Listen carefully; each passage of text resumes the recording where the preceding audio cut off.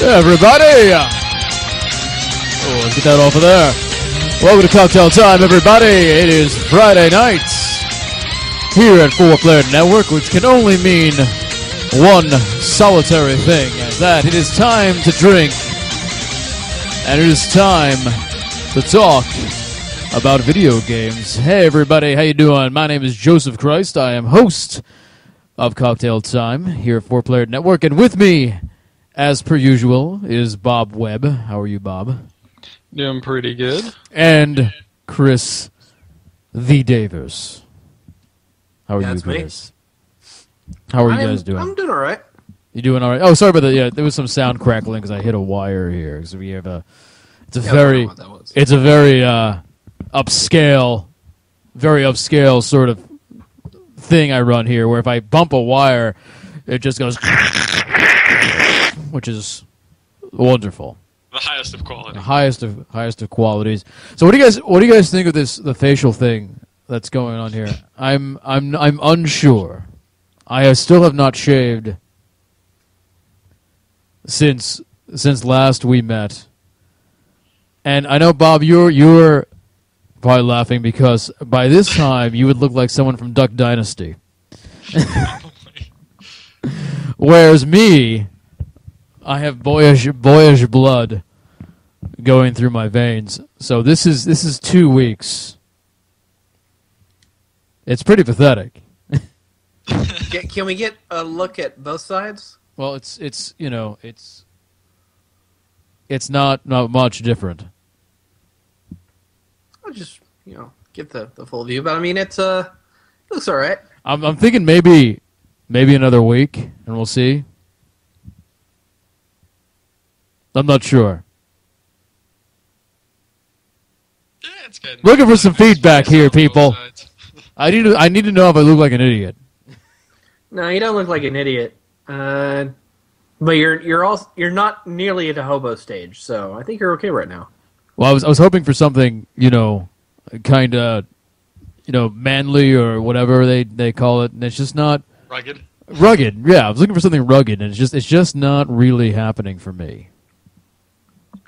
I think the only problem is that, at least from my camera angle here, right? It looks like you're. And the last thing you said cut out. What did you say? It looks like your mustache is a little uneven. It's not uneven. See, that's a scar I have in my upper lip where no hair grows. Mm. So, well, just the same, you should take the razor and just shave an equal scar on the other side where hair doesn't grow. No, that would be a reverse Hitler, is what that would be. That would be amazing. Should I get a reverse Hitler? Should I do that?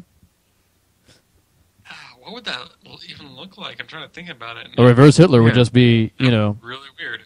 You guys sound really low to me for some reason. Hello? I don't know why. Hello? I don't know. If it sounds low to people in chat, maybe I can look into why putting you guys up some. I think it's related to Google Hangout because, like I was saying earlier, it seems like when I enter that while I'm on Skype, y'all get turned down. You sound better now. I just hit a lever here, so I think you're okay. You did. It was pretty low. Yeah, I hit a lever, so I'm good. So, man, I have to warn you guys is that I'm very tired. I had a very long week of work, of day job work. I think I worked 50 hours this week. So, and a lot of it was all of it was outside in the cold. It reached 19 degrees here in Seattle. Ow. Which is not, it usually does not get that cold, but it did this week, and I was outside in the cold, freezing to fucking death, working. So it just the cold drains you, and then just being outside working in the cold. So I am a little beat tonight. So if I sound a little tired, that's what's going on. Well, if it makes you feel better, it's been equally tragic or troublesome here in Austin because I have worked 4 days this week. I had today off, and I ended up only working about 20-something hours. So you must be exhausted. Indoors, away from the wind, and it's only roughly about 40 degrees outside. You poor boy. How do you muster the courage to leave your house? I don't know. I just don't know. I don't know either. The city, it fucking panics when there is even a threat of freezing rain. I can imagine that though, because Texas is not used to that sort of thing. So I imagine if a weatherman dares utter the word freezing or cold, I imagine people rush. It's Texas, so first they arm themselves immediately arm themselves. So And we just run to fire the gun bullets store. in the sky. Right, and then they drive their giant trucks to the supermarket as fast as they can, while shooting in the air, while they're driving. And then You're really getting a sense for Texas. Yeah. I'm kind of proud of you. I kind of get a sense. I watch a lot of Cops. Yeah. But I mean, here's the forecast for the next 6 days here in Austin. Let's hear it. Today it got up to 36. Okay. Tomorrow it's going to be 68. Sunday it's 74. So you go from 36 to 68 day to day. Then 74, then 56, then 34, That- then 57, and back up to 70. That's like Bible weather. It's like a sign on Right. a graph. That's so straight. No. Well, it is. That's actually really strange to go from 34 and then next day or 2 days later it's 70 something, and then 2 days later it's 30 something. Is that all of Texas, or is Austin itself just in this sort of vortex of weird weather stuff? Central Texas has always had a little bit of weird weather because it's a region of very different weather patterns, and we have different soil and tree patterns over here. So Right. Soil and tree patterns. and it's very hilly. It's the hill country. So there's parts of Austin that'll stay in like the 50s or 60s, and you go 10 miles outside of town, and it's 20 or 30 degrees lower. So Weird. I guess the topology changes quite a bit, and it's a big fucking state. It's a giant state. I think California. I don't think it's bigger than California, but I think it's the next biggest state is Texas. yeah.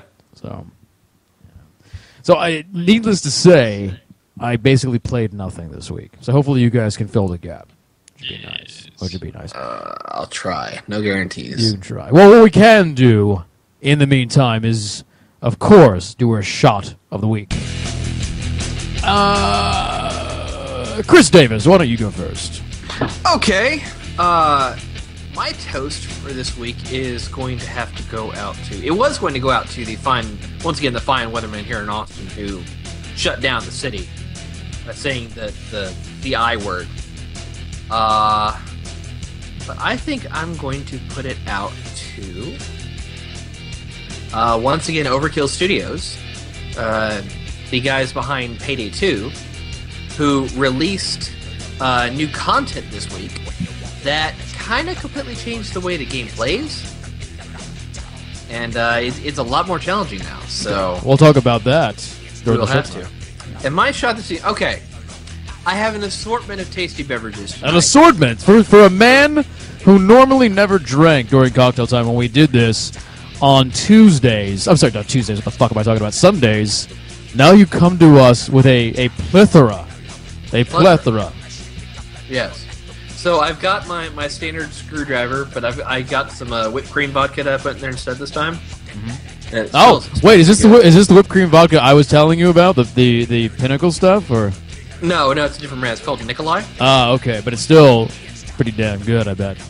I haven't tried it, so but like I said, it smells good. So my backup, taster beverage this evening is a Dublin Dr. Pepper made with imperial sugar. Oh.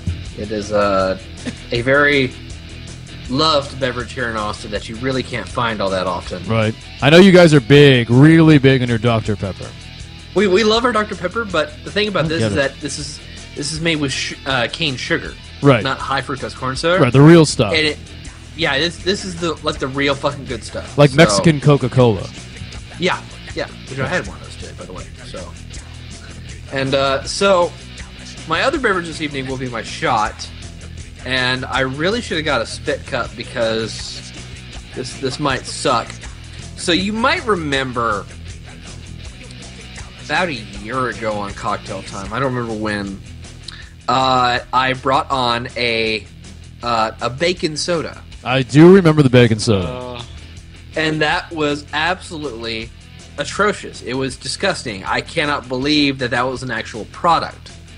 That should not have been put out on the market. Right. And yet the same company has a whole line of these different terrible, tasteless things. This is Jones Soda, correct?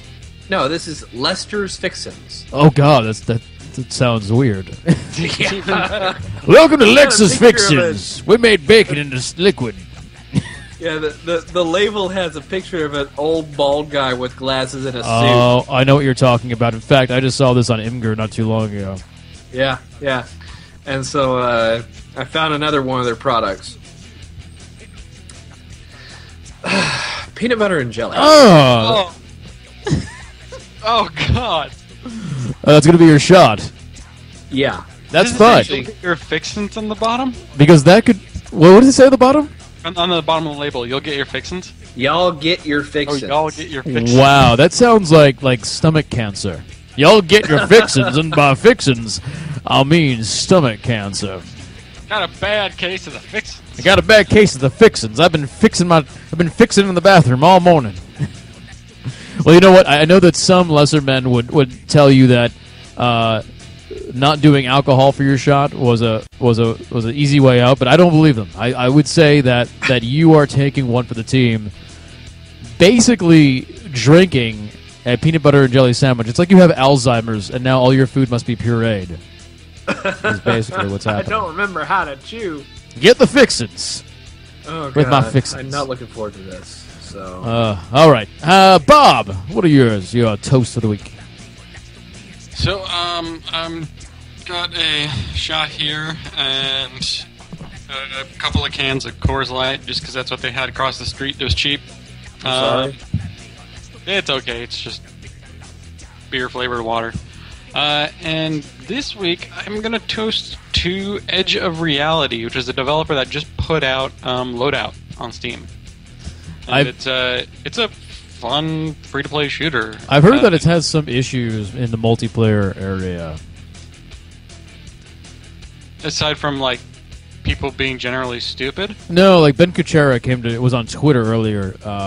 Ben Kuchera, who's now with Polygon, went to Twitter saying that he's been getting dropped from matches and just sort of general I haven't multiplayer. had any problems like that. Okay.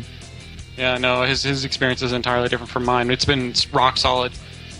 Is this the one that has everybody decked out like a heavy from Team Fortress? You can customize the way you look, but yeah, it's the thing that's the default style. Okay. But you're able to customize your loadouts. You're able to modify weapons, a lot like Dead Space 3. Oh, okay. It's actually a lot like Dead Space 3 weapon customization. Interesting. I'll have to check that out. Talk more about that later. Yeah, we'll talk about it. Cool. And you said what you were drinking, right? Yes. Awesome. Okay. What am I?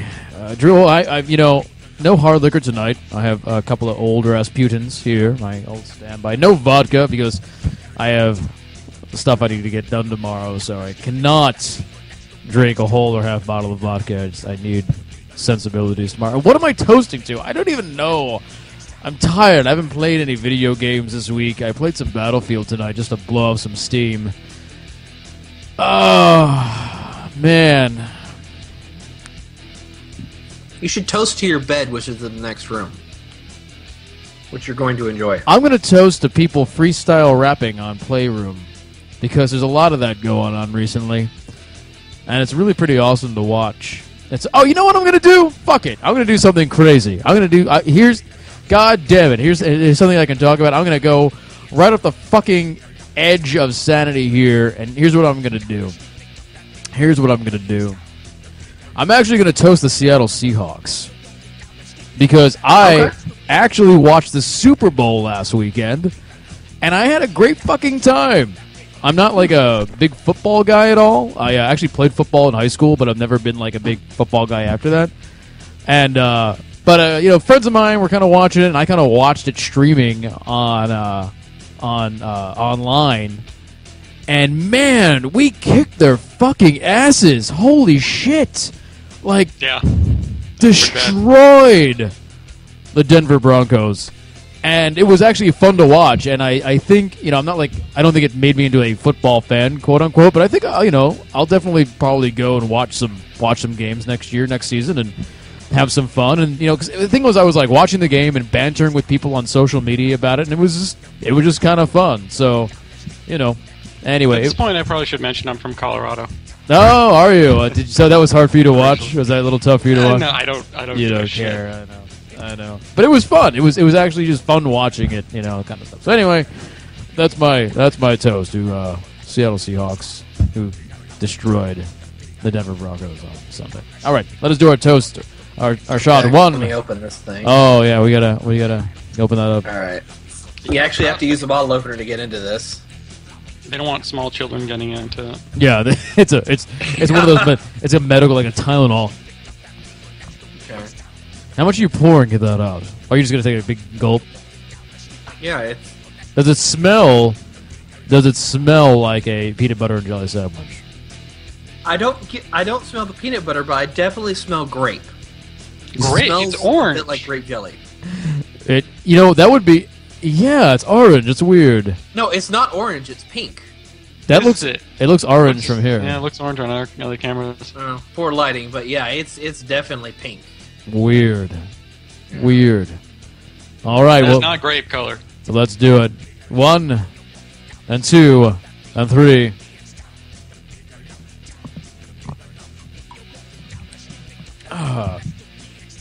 Here we are. What do you think there, Mr. Chris Davis?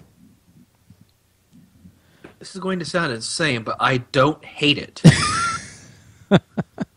I really don't hate it. It's tolerable. Really? So does it taste like a peanut butter and jelly sandwich? Okay, there is a slight aftertaste of peanut. Aftertaste of peanut. I don't think that phrase has been uttered very often. But it's kind of like it's a little bit grape Kool-Aid with like a hint of kiwi in there or something.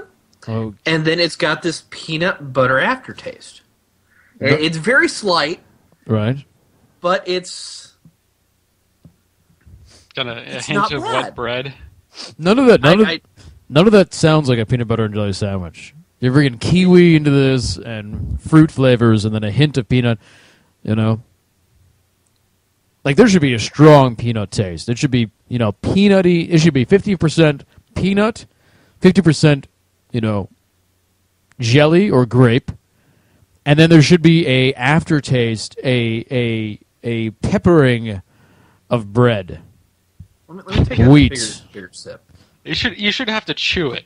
Is what we're saying.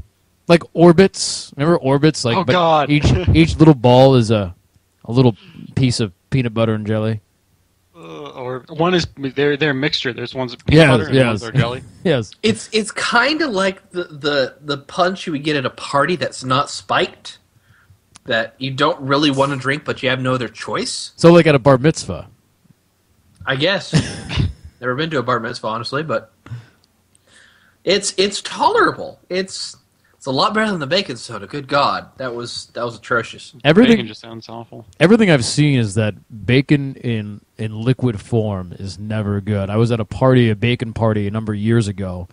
I remember you talking about this. Where they had bacon infused vodka, and it was probably one of the worst things I've ever put in my mouth. I remember that story. Yeah, it was just awful.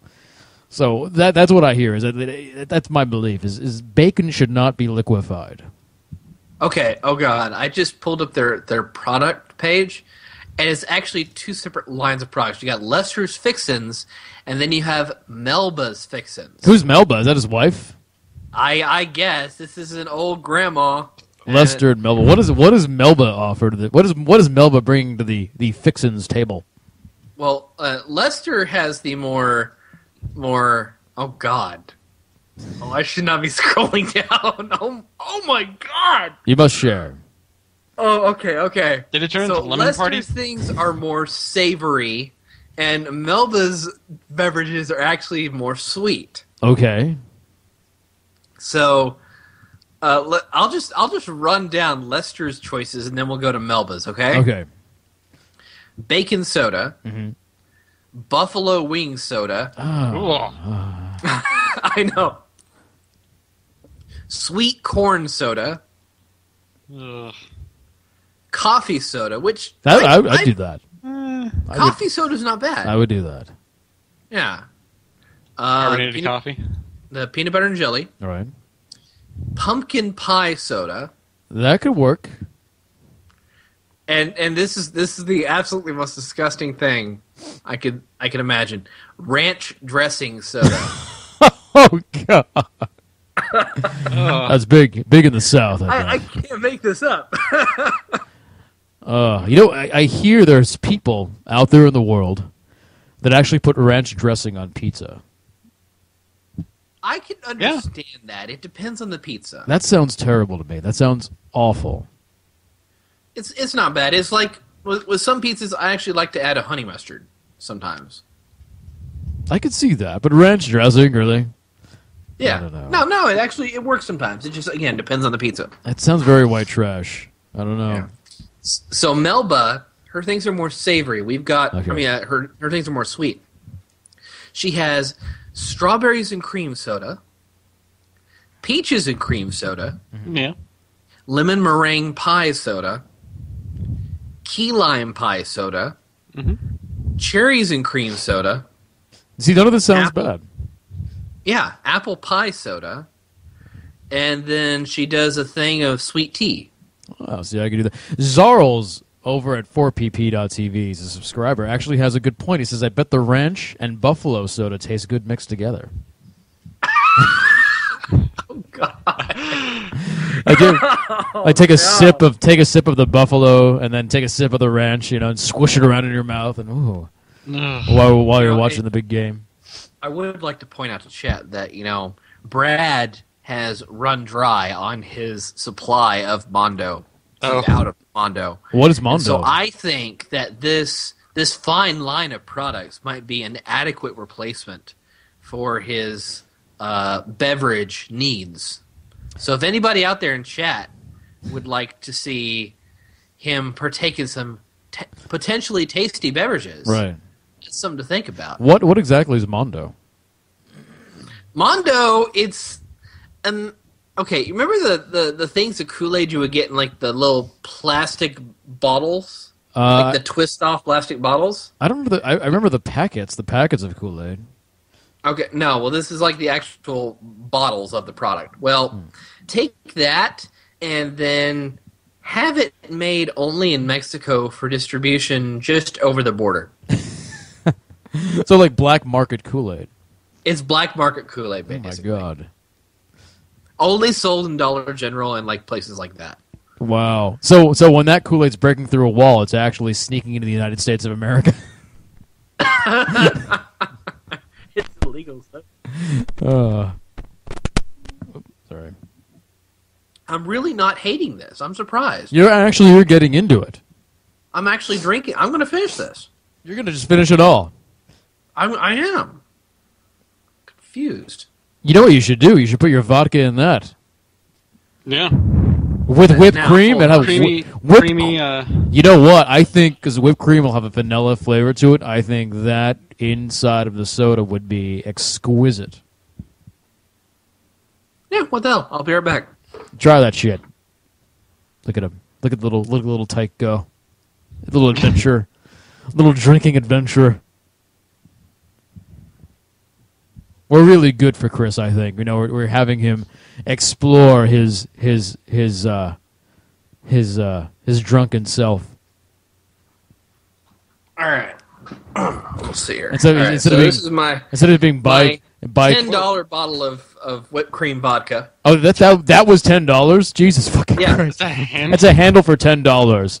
Yeah. I don't like that. That shelf is actually in the basement of the.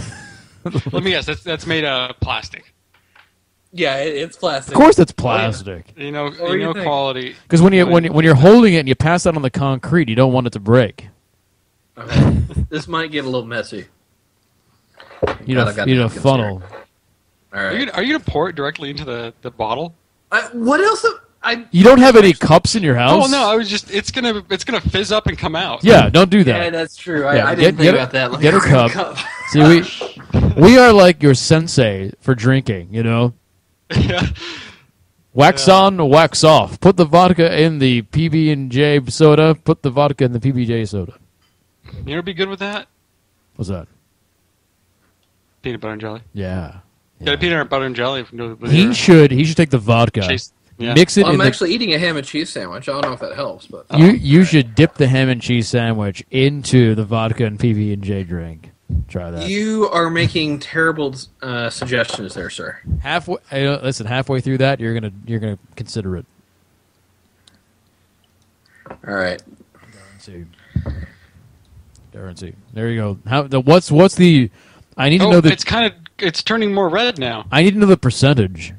What is the ratio vodka to just a 1 second pull of vodka and a 2 second pull of peanut butter and jelly. Okay, that looks like more than a 2 second pull in that amount. I was pouring it like that, so I think you should add more vodka. All right. I don't want to risk it. No. Okay, all right, try that. But what do you think? It's got the whipped cream now. I can't hear you, Chris. Oh, he's muted himself. You muted yourself. You've muted yourself. You're so taken by the flavor of the mixture of the speechless. Of the vodka. You're speechless. It's so good. It's it's so good. You became speechless as soon as you drank it. Did you set your bottle of vodka down on your snowball? Yeah. I think he figured it out. I think we ran into this problem before, too. Testing 1, 2. There he is. Okay. And suddenly y'all are really loud now. No, you fixed it. Well, we kind of screamed at him there. Yeah. So what do you think? So the peanut aftertaste is gone. And it's replaced with this whipped cream aftertaste that stays with you. Yes. That's vodka. I think it actually made it worse. Oh, well, you got to drink it now. But you have to chug it. Yeah, just chug it. He's doing it. Look at that. Look at him go. Look at the little guy go. It's like a church mouse found his hero. Chris is going to be fun in about 20 minutes. That wasn't pleasant. That wasn't pleasant at all. All right, let's talk about some video games. Now that we're getting nice and sauced. Video games. Toast Point says whipped cream vodka is like a white girl drink, which is funny because it was a white girl that introduced it to me. Tara likes it. She says, why did they come? She was actually, this particular white girl was drinking, was really into whipped cream vodka with a diet cherry Coke. I don't think you can get any more white girl than that. Yeah, the person that introduced it to us was, it was whipped cream vodka and like Sprite or 7-Up. And it tastes like a orange creamsicle or something. Oh, yeah, I can see that. I can definitely see that.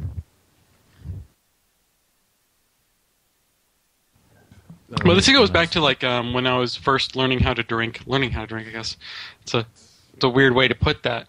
No, it is something. It's a skill that must be learned over long periods of time. Well, the big reason I use that verb, the choice of wordage, is that I was hanging out with my brother and his wife. I guess, were they married yet? They weren't married at that time. They were still dating.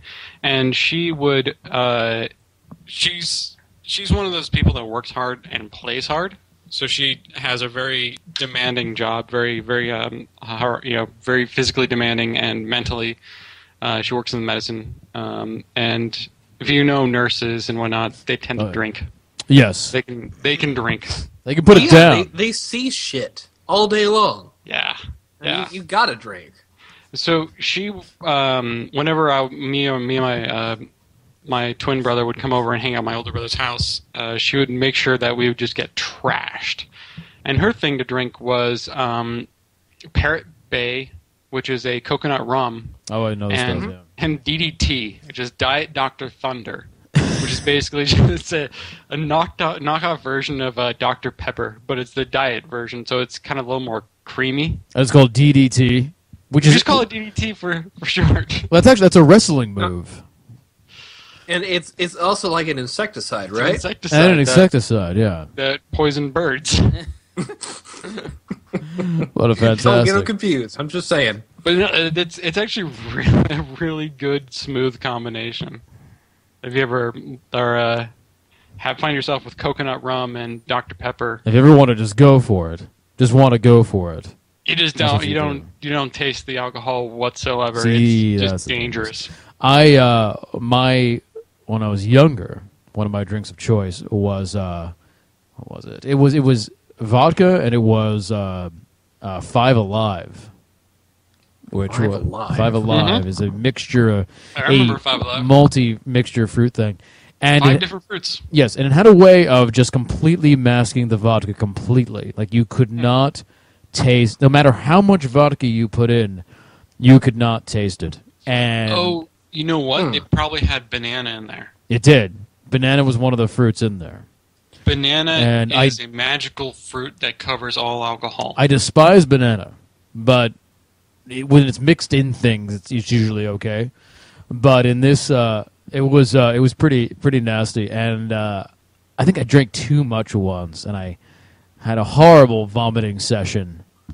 It was one of those things many years ago where I actually woke up in my bed in the process of vomiting all over the place.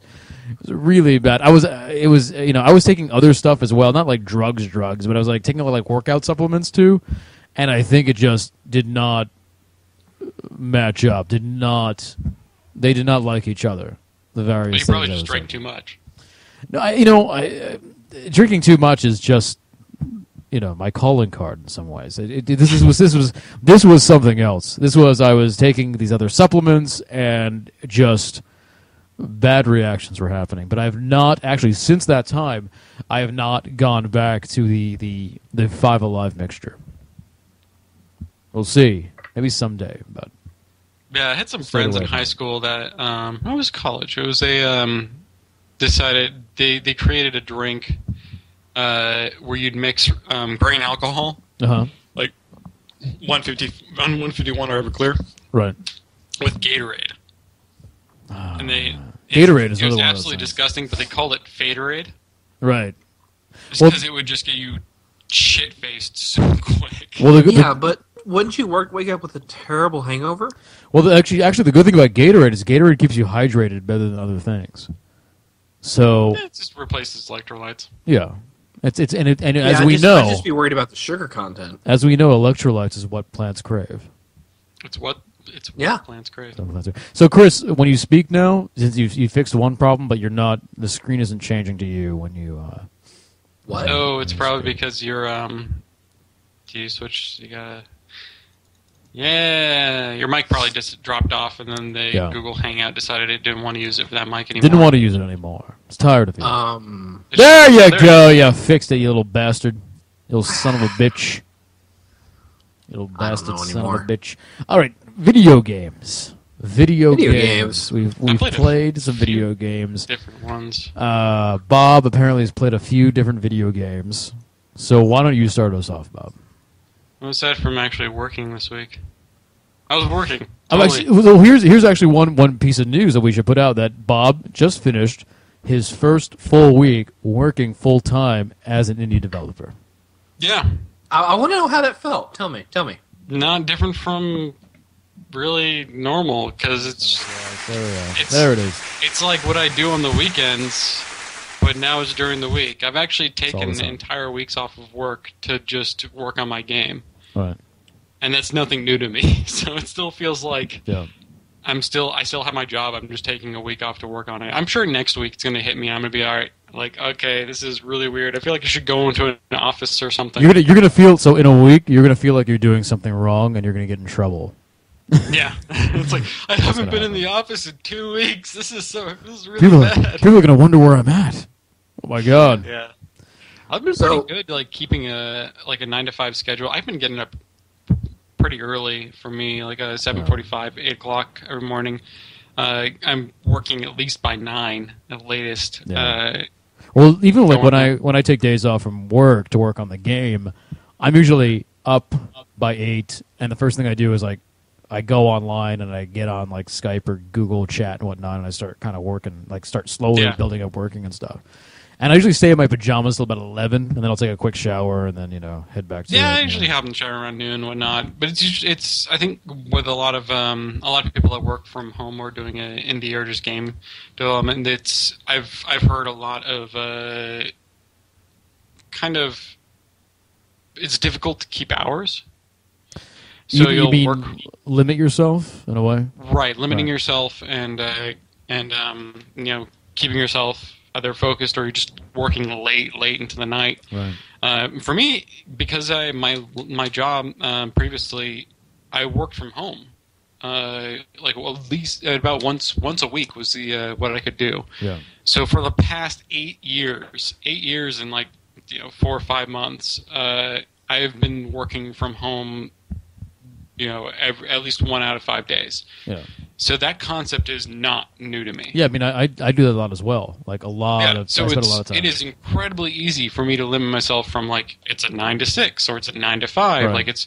After 6 o'clock, I kind of stop working and I just go relax and do other things. Otherwise, if I worked all the way up until I went to bed, I would go insane. I would burn out so quick. Yeah, and I think a lot of indie developers end up doing that. I think that's one. Yeah. I think that's one thing that leads to these sort of stress loads. I think when I get to the point for myself, also when I'm doing this sort of thing full time, I might take one day a week, let's say like a Wednesday, to break it up, and take that day and say, okay, here's like a bunch of work I can do on my laptop. Let's say like just making textures in Photoshop or whatnot. Yeah.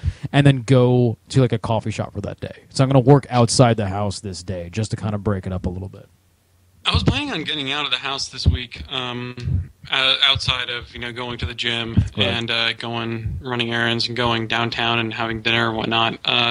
Because I was like, I am certain I'm going to be stir crazy by the end of this week. I'm going to be fucking going nuts, and I want to go out and I'm going to go get my laptop, go work at the coffee shop down the street. And that didn't happen. Like I would have thought that I've been just absolutely just jonesing to get out of the house. Well, you also just started, so yeah. Well, give it another 2 weeks. Last week, the week before, I think it's because I was on my last 2 weeks of my job. I was just like, I need to get the fuck out of this house. Like, I don't want to be in this house anymore. And because my badge got deactivated for my office up in Davis. Want to make sure he's not going to come in and steal all our secrets. I don't know why they deactivated it. I think it's because I worked with my coworker to transfer knowledge. He came out here from Illinois, which is currently getting freezing rain, and everything was being shut down that week. He flew out, so he was very glad to come out here. I'll tell you, jobs. I've been in jobs where I had given my notice and whatnot, and I've never been fired from a job, but I've definitely left lots of jobs for moving and stuff like that. But jobs get really weird, when you're gonna leave. It just gets very strange and awkward, and they start doing stuff like that. Okay, now we have to not tell him things about stuff because he's gonna leave. And not my job. That's kind of weird. Really? Well, I gave him a 5 months notice. Yeah, they really do. I think it's different because especially the job I'm in now, there's a lot of we have clients that we can't talk about and projects that aren't supposed to be made public and things like that. So I can imagine so my job, my day job anyway, as some people know, it's an environmental where I work for a consulting company, and there are sometimes offices where one group of people have one project, another group of people have another project, and they're almost for the same client, but they literally can't talk to each other about the projects because there's litigation involved, and there's in my job there's tons of litigation. It's all about companies and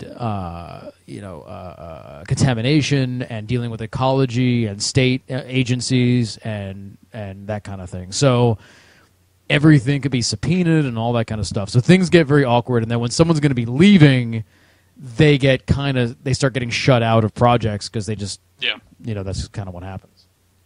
Well, I mean, then it turns into basically 2 weeks of just like, whatever. I'm not going to do anything. Yeah, they're like, all right, well, you'll just be not billable for a week. Fuck it, whatever. Yeah, I think I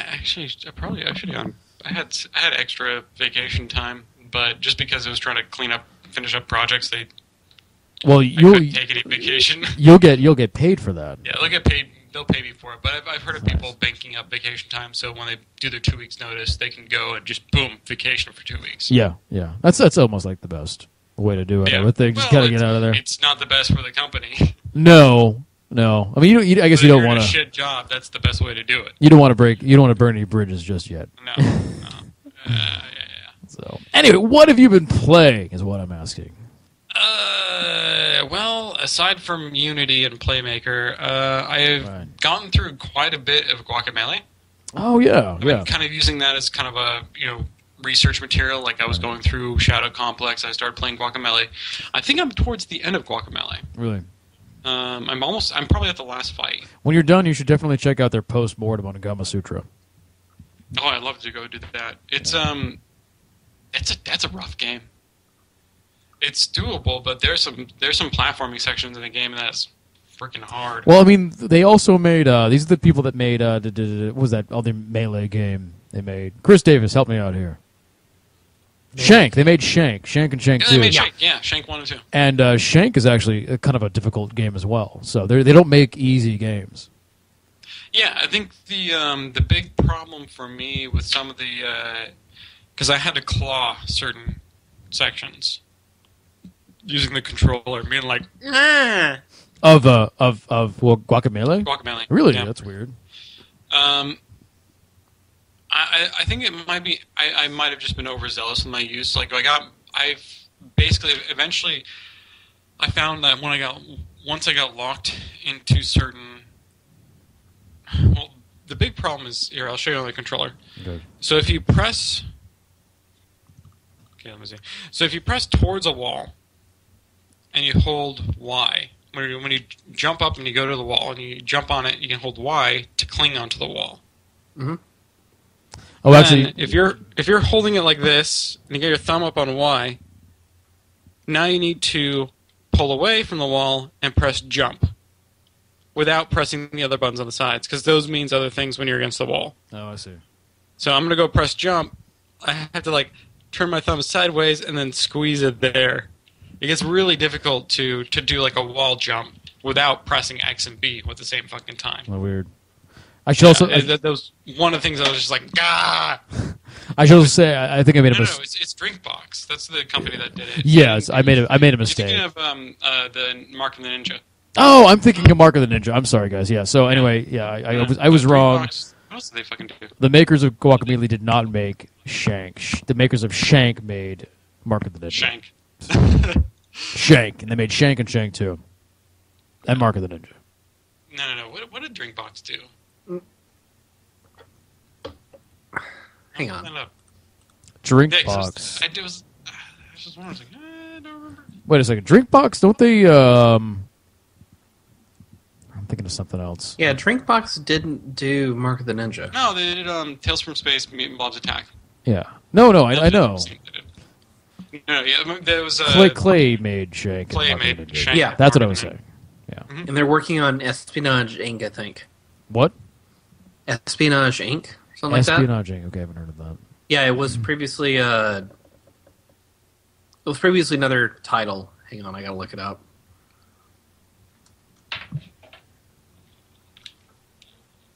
Sorry. Invisible Inc., I'm sorry. It was, what was it? You people don't know how huge Bob's thumbs are. Bob actually has. Your thumb circle. It's like my thumb is giant. Bob actually has 4 thumbs. I do. He does. He does. I don't have that picture on me. You should send that picture to me so I can use it randomly. Yeah, that was from last PAX East. That was from last PAX East, yeah. Yeah. If anyone has pictures of Bob's toe thumbs and can put them in the chat, I would be exceptionally grateful. It's on our Facebook. Is it on our Facebook? Oh, yes, that's right, because we put them up immediately. Yeah. That's an May I amazing make a suggestion real quick? Of course you may. So people have been asking all week long, and I've been trying to tell them I don't know, and they don't know. You guys do not know yet, and you're under an NDA anyway about getting a booth for PAX East. Right. So You can't say anything. that even if these guys did get a booth, they couldn't say anything. So Right. before you even ask. Correct.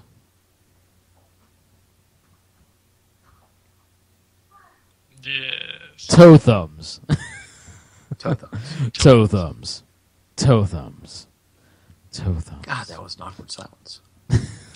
Incognita. Incognita, that's what That's it was. how it goes. What MGS2 Master is putting NeoGAF threads into chat. I'm not sure what's going on here. I don't think A 3DS cartridge. What? somebody's going to swallow their Nintendo cartridge. He wants it inside him. Okay, he's crazy. Okay, so I'm going to read this NeoGAF post because. Okay, here we go. So basically, it starts off. It came to my attention that somebody I know is planning on swallowing his copy of Ocarina of Time for the 3DS. He told me it would be a fitting tribute to a game series he loves so much, to have it always be inside of him. I told him that's not how digestion works, and that the cartridge would pass through his body within a day or two. But he argued that since our bodies extract nutrients from food, there would be some type of infusion taking place, where he would absorb some of the coating from the game into fat reserves or bone marrow or something else. Apparently, he originally wanted to do it with a gold cartridge of the N64, but he thought that breaking it apart and eating it in pieces would reduce the chance of anything coming from it. I tried explaining how it was a bad idea, but he assured me that he checked into the science of it, and digesting small quantities of plastic would cause negligible damage at best. And he thinks any minor stomachache that may result will be far outweighed by the satisfaction of knowing that part of his favorite game is always within his spirit. He's planning on doing this with liquor, too, after showing me this chart. And then they show a chart of the digestive system. He said that since the liver and stomach are so close together, it would increase the chances of Zelda code spreading to other areas of his body if pieces of it travel the same route as the alcohol does for digestion. I really think he should just get a Zelda tattoo and be done with it, but I know little about the nuances of the digestive system, though I obviously know you can absorb something's power just by eating it. And because of that, I don't think he gave my opinion much credence when I advised him that it would be dangerous. Has anybody run into DS or 3DS games being swallowed before, be it by a sibling or a pet or something? Is there any science I can point him to in an attempt to dissuade him from doing this? I would say, I'm going to give some advice to Ocarina of Time 3DS swallowing man, is that I think he should just go for it. I think he should just do it. I think you only live once. YOLO, go for it. You only live once, YOLO, and then you die a day later. And then you die, but he would have a piece of Zelda inside of him. He should just go for it. No. See, I think the first response to that is the best way to put it. So this is how natural selection works. That's like the third response down this post. I don't know, that's the first response, yeah. It's the first one. It's the first one. That's exactly what... Bringo. All right. Bob, what have you been playing? We can't get to this. We're trying. We've tried 3 times to get to what you've been Played playing. some Guacamelee. Played Loadout. Oh! Talking about Loadout. Yeah, let's start talking about Loadout. Yes. It's a shooter. So Loadout is a first-person shooter. Is it first person? It's third person. Is it? I don't It's know. a third-person free-to-play shooter. It's a third person free to play shooter. It feels a lot like very reminiscent of Team Fortress 2. How long has it been out? Like a week. Okay. That couple days. You can customize your guns and whatnot. There's different kind of. There's also an additional type, like ability or package type thing you can use. Right. Either grenades or like a shield or something like that. And the guns are customizable in 4 different types. There's an assault type, which is kind of the assault stock, which is mostly like if you want to do assault gun or machine gun or shotgun. There's a rocket type, a launcher type, which you can use for like rockets and that type of gun. Mm-hmm. There's a pulse gun, which is more like a kind of a pulse rifle type gun. And then there's a beam gun, which is kind of like a beam cannon. And you can change how most components of the guns work. So you can change the bullets out to make them, with almost any of the guns, you can change them out to be healing bullets or Tesla bullets. So they'll shoot out electricity instead, or they'll shoot out like health, or they'll just shoot out regular damage. With the beam ones, you can create the Team Fortress 2 medic gun. You just fucking create the beam gun with a medic that heals them. There's also a whole progression tree. As you level up and unlock these different parts of these types of guns, as you use them, you gain experience. Otherwise, you can spend blutes, which is their form of in-game experience type currency, which you get from winning matches, playing a match every day, etc. like that. They're really easy to come by. You can use these to unlock new components you can put into a gun. So you can take your health ammunition, upgrade it, and turn it into a kind of a booster ammunition. So instead of just healing, it boosts your friendly speed and damage. Or you can buy new little add-ons. You can buy new stocks, I guess they're just stocks on the guns. So you can have it be like, all right, well, this decreases the recoil and increases the accuracy, but decreases the damage. They're kind of all trade-off type things. I have a very important question. Yes. Because Hellsmere, watching live in 4pp.tv, in chat, he says Loadout has dangling penises. And I'm wondering if this is true. Does it? Does it? I think he's thinking of a completely different game. Is he thinking of Rust? He might be thinking of Rust. There's a lot of dangling penises. There is a lot of dangling penises in Rust, but he's probably thinking of Rust.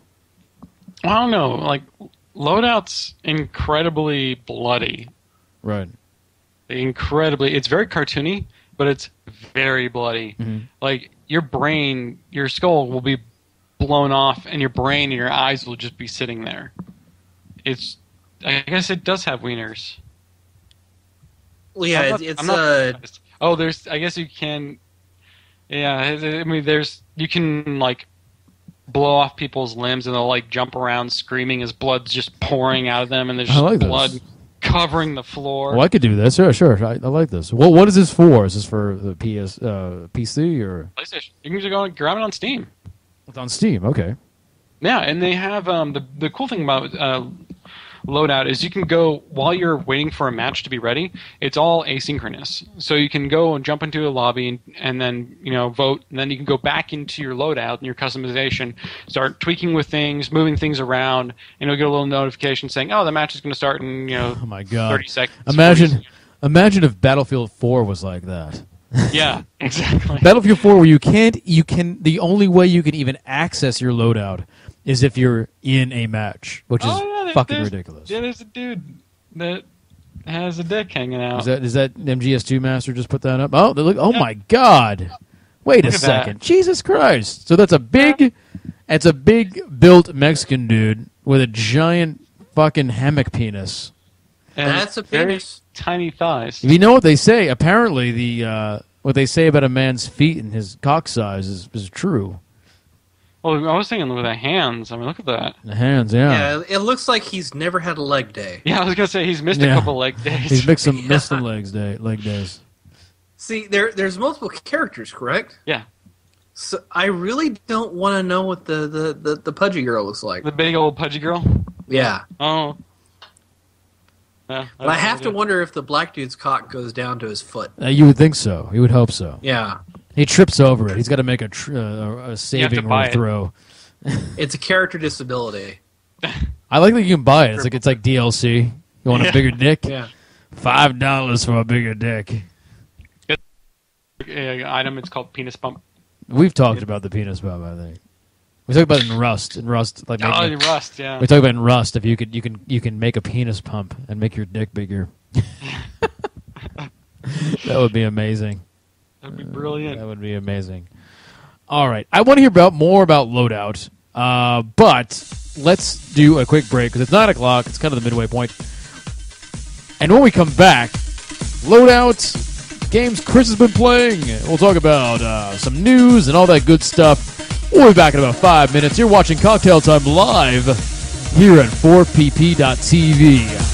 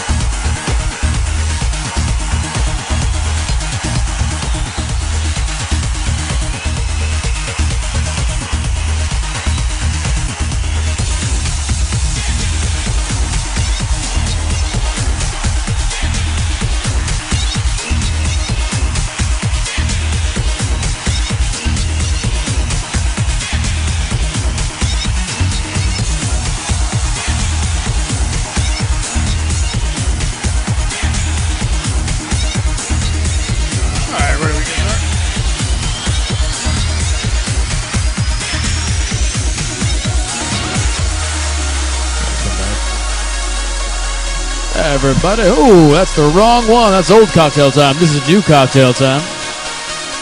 And welcome back to Cocktail Time, everybody. You are watching us live here at 4pp.tv. It is the best place to watch. I'd like to thank everybody who's watching us live right now. Especially thanks goes out to our subscribers. People like the Urban Hitman. People like MGS2 Master. People like Zarek1993. If you do like what we do here at 4Player, if you like our broadcast, if you like our multiple podcasts, we do ask you that you think about subscribing. You can do so on Twitch. To be a subscriber costs $4.99 a month. And for that you get no ads on our broadcast, no ads on our website. You get exclusive access to things like our top 5 videos and our dinner time podcasts. You get early access to a bunch of our video reviews. And you also get the possibility of being chosen as subscriber of the month. It's all good stuff. But definitely thanks to everybody who watches us tonight. And if you cannot subscribe to us on YouTube. That's free. And that helps us out as well. But more than anything else, I want to thank everybody who actually comes out and watches us at all. It's always a good thing. All right, so let's talk about MGS2 Master sent me a GIF. He sent me I'm just gonna call it a GIF. A GIF of the loadout penis in action, and it is floppy. It goes around. It's really kind of fantastic. Paid to animate that. That's my curiosity. No, well, you don't actually have to animate it. You just have to make it floppy, and then it just animates by itself no matter what. That's actually very easy to do. You just give it joints, and then you just let it flop around. You just make it a soft object. So, flaccid. Make it flaccid, a flaccid object. So it's not too hard to do, but it's pretty amazing. I want to see the project board for loadout when that little aspect of the game came up. Listen, this week we need to make the penis non-static. We need to make it flaccid. You know, Chris, you shouldn't. Fred, we're going to put you on that. Chris, you shouldn't be embarrassed about your body. The body is a beautiful thing. Just be proud of it. Well, I'm proud of my body. I'm just not proud of other people's bodies. It's fine. Just, the body's a beautiful thing. Just go with it. Just go with it. Remember there's a lady twerk? There's a twerking lady. Yeah, and apparently, you can buy pasties for her, too. This game sounds awesome. Or just giant tits and just these little pasties around the nipples. You see, I like this. You know what this is? This is equality. This is like if the man's dicks can flop around everywhere, the women's tits can flop around everywhere. Just let everyone's everything flop around everywhere. You know? Yeah, just let it all hang out. Just let it all hang out. It's equality. I like that. I like the equality in my video games. There's some really kind of weird S&M. So, anything else about Loadout? So, it's a third-person shooter, basically, in the spirit of Team Fortress with flopping cocks and floppy titties.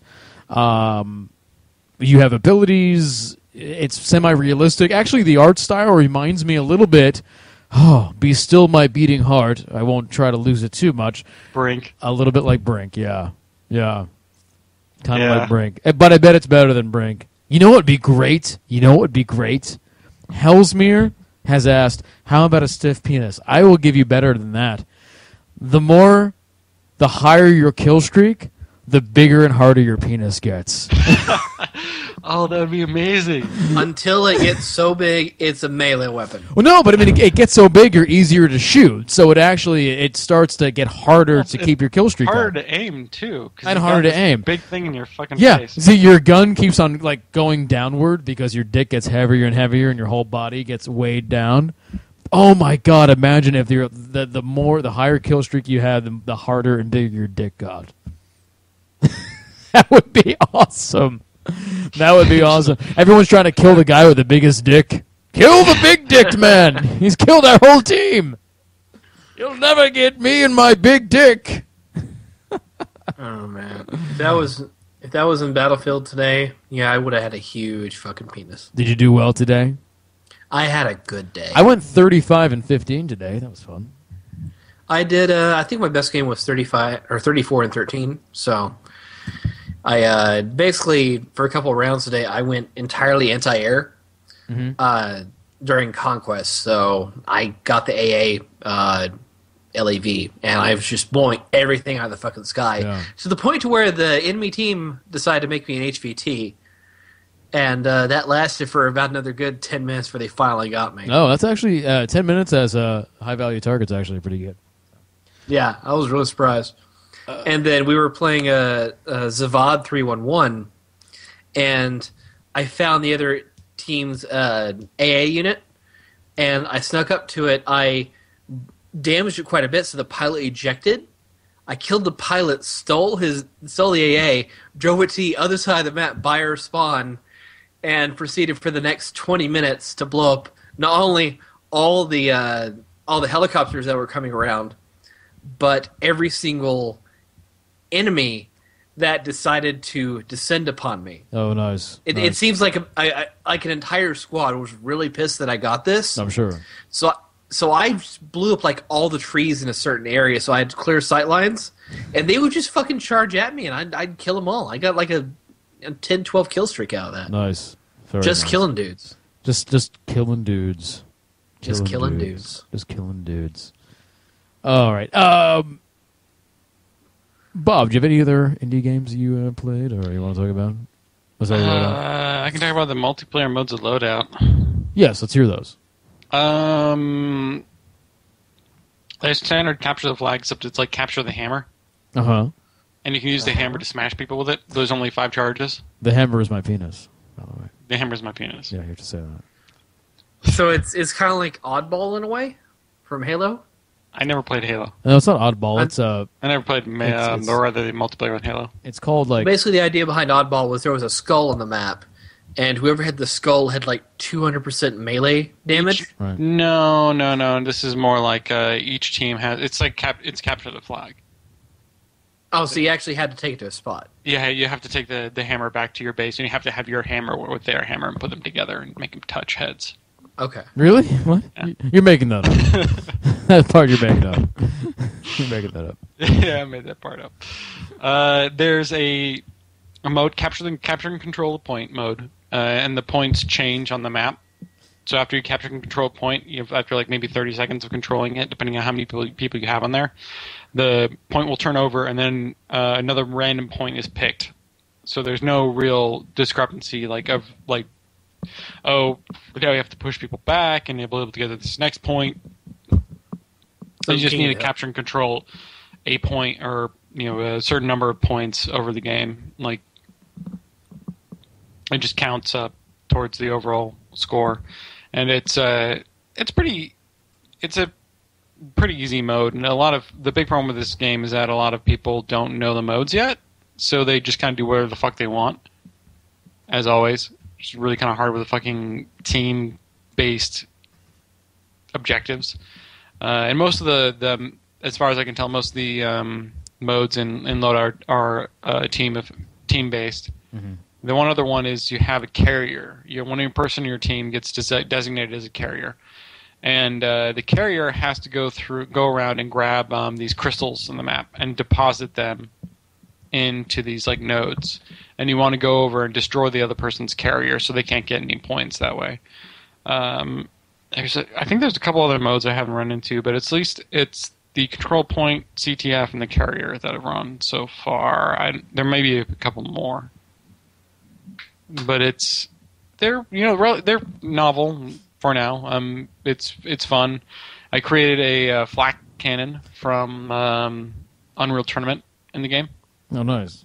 Which is a shotgun that bounces. The bullets bounce. So it's really fucking cool. So it seems like the biggest draw to the games is like the weapon creation system. Yeah, like you can create a healing beam, you can create a death beam, you can create a sniper rifle, you can create a giant rocket launcher. The cool thing is you can test your gun before you go buy. If you have to purchase upgrades in order to unlock the new stuff you need to make your perfect gun, you can go try it out. Oh, nice. Like, it's real fast. There's a test button. You press test, you go spawn right into a little demo area. Like, just some dummies pop up. There's damage numbers over the people, so you can see how much damage you're doing. And there's automatically, as you build the gun, it'll tell you this is the DPS rate on the gun. Right. So there's a lot of numbers there you can use to help build an efficient gun. But it's also really easy to build a shit gun. Well, yeah. You need that balance anyway. Yeah. So it's mostly about finding, a good combination that works for you, as well as when you level up ranks, because there's XP and whatnot, you'll get ranks and you can unlock additional slots for different guns. Mm-hmm. You only get it carried 2 in a match, or 2 for a loadout. So you can create different loadouts, but you can only really use one. I think you might be able to switch a loadout during a map if you feel like, oh fuck, I didn't want this loadout for this match. You can switch it out when you die. But you can build many loadouts, and you can choose. I think you can create up to like 9 different guns. You have slots for 9 different guns that unlock as you rank up, as well as loadouts. I think there might be about 5 different loadouts, 4 or 5 different loadouts. There's definitely a pay mode to the game where you buy superficial shit like new costumes and shit for your character. I don't think they're boosters. I think there's Blutz boosters, which are basically just the experience you spend to unlock upgrades and whatnot. But there's really not too much. Like, it's not pay to win or anything like that. You can't buy, as far as I know, you can't really. You might be able to buy like Blutz and just upgrade the guns like crazy, but if you don't know how to make a gun right and you're not good at it, you're still gonna suck. Mm-hmm. Like it seems like it's struck that balance of like PlanetSide 2. How does the gun creation work? It's just like it's a lot like Dead Space 3 is the closest thing I think of.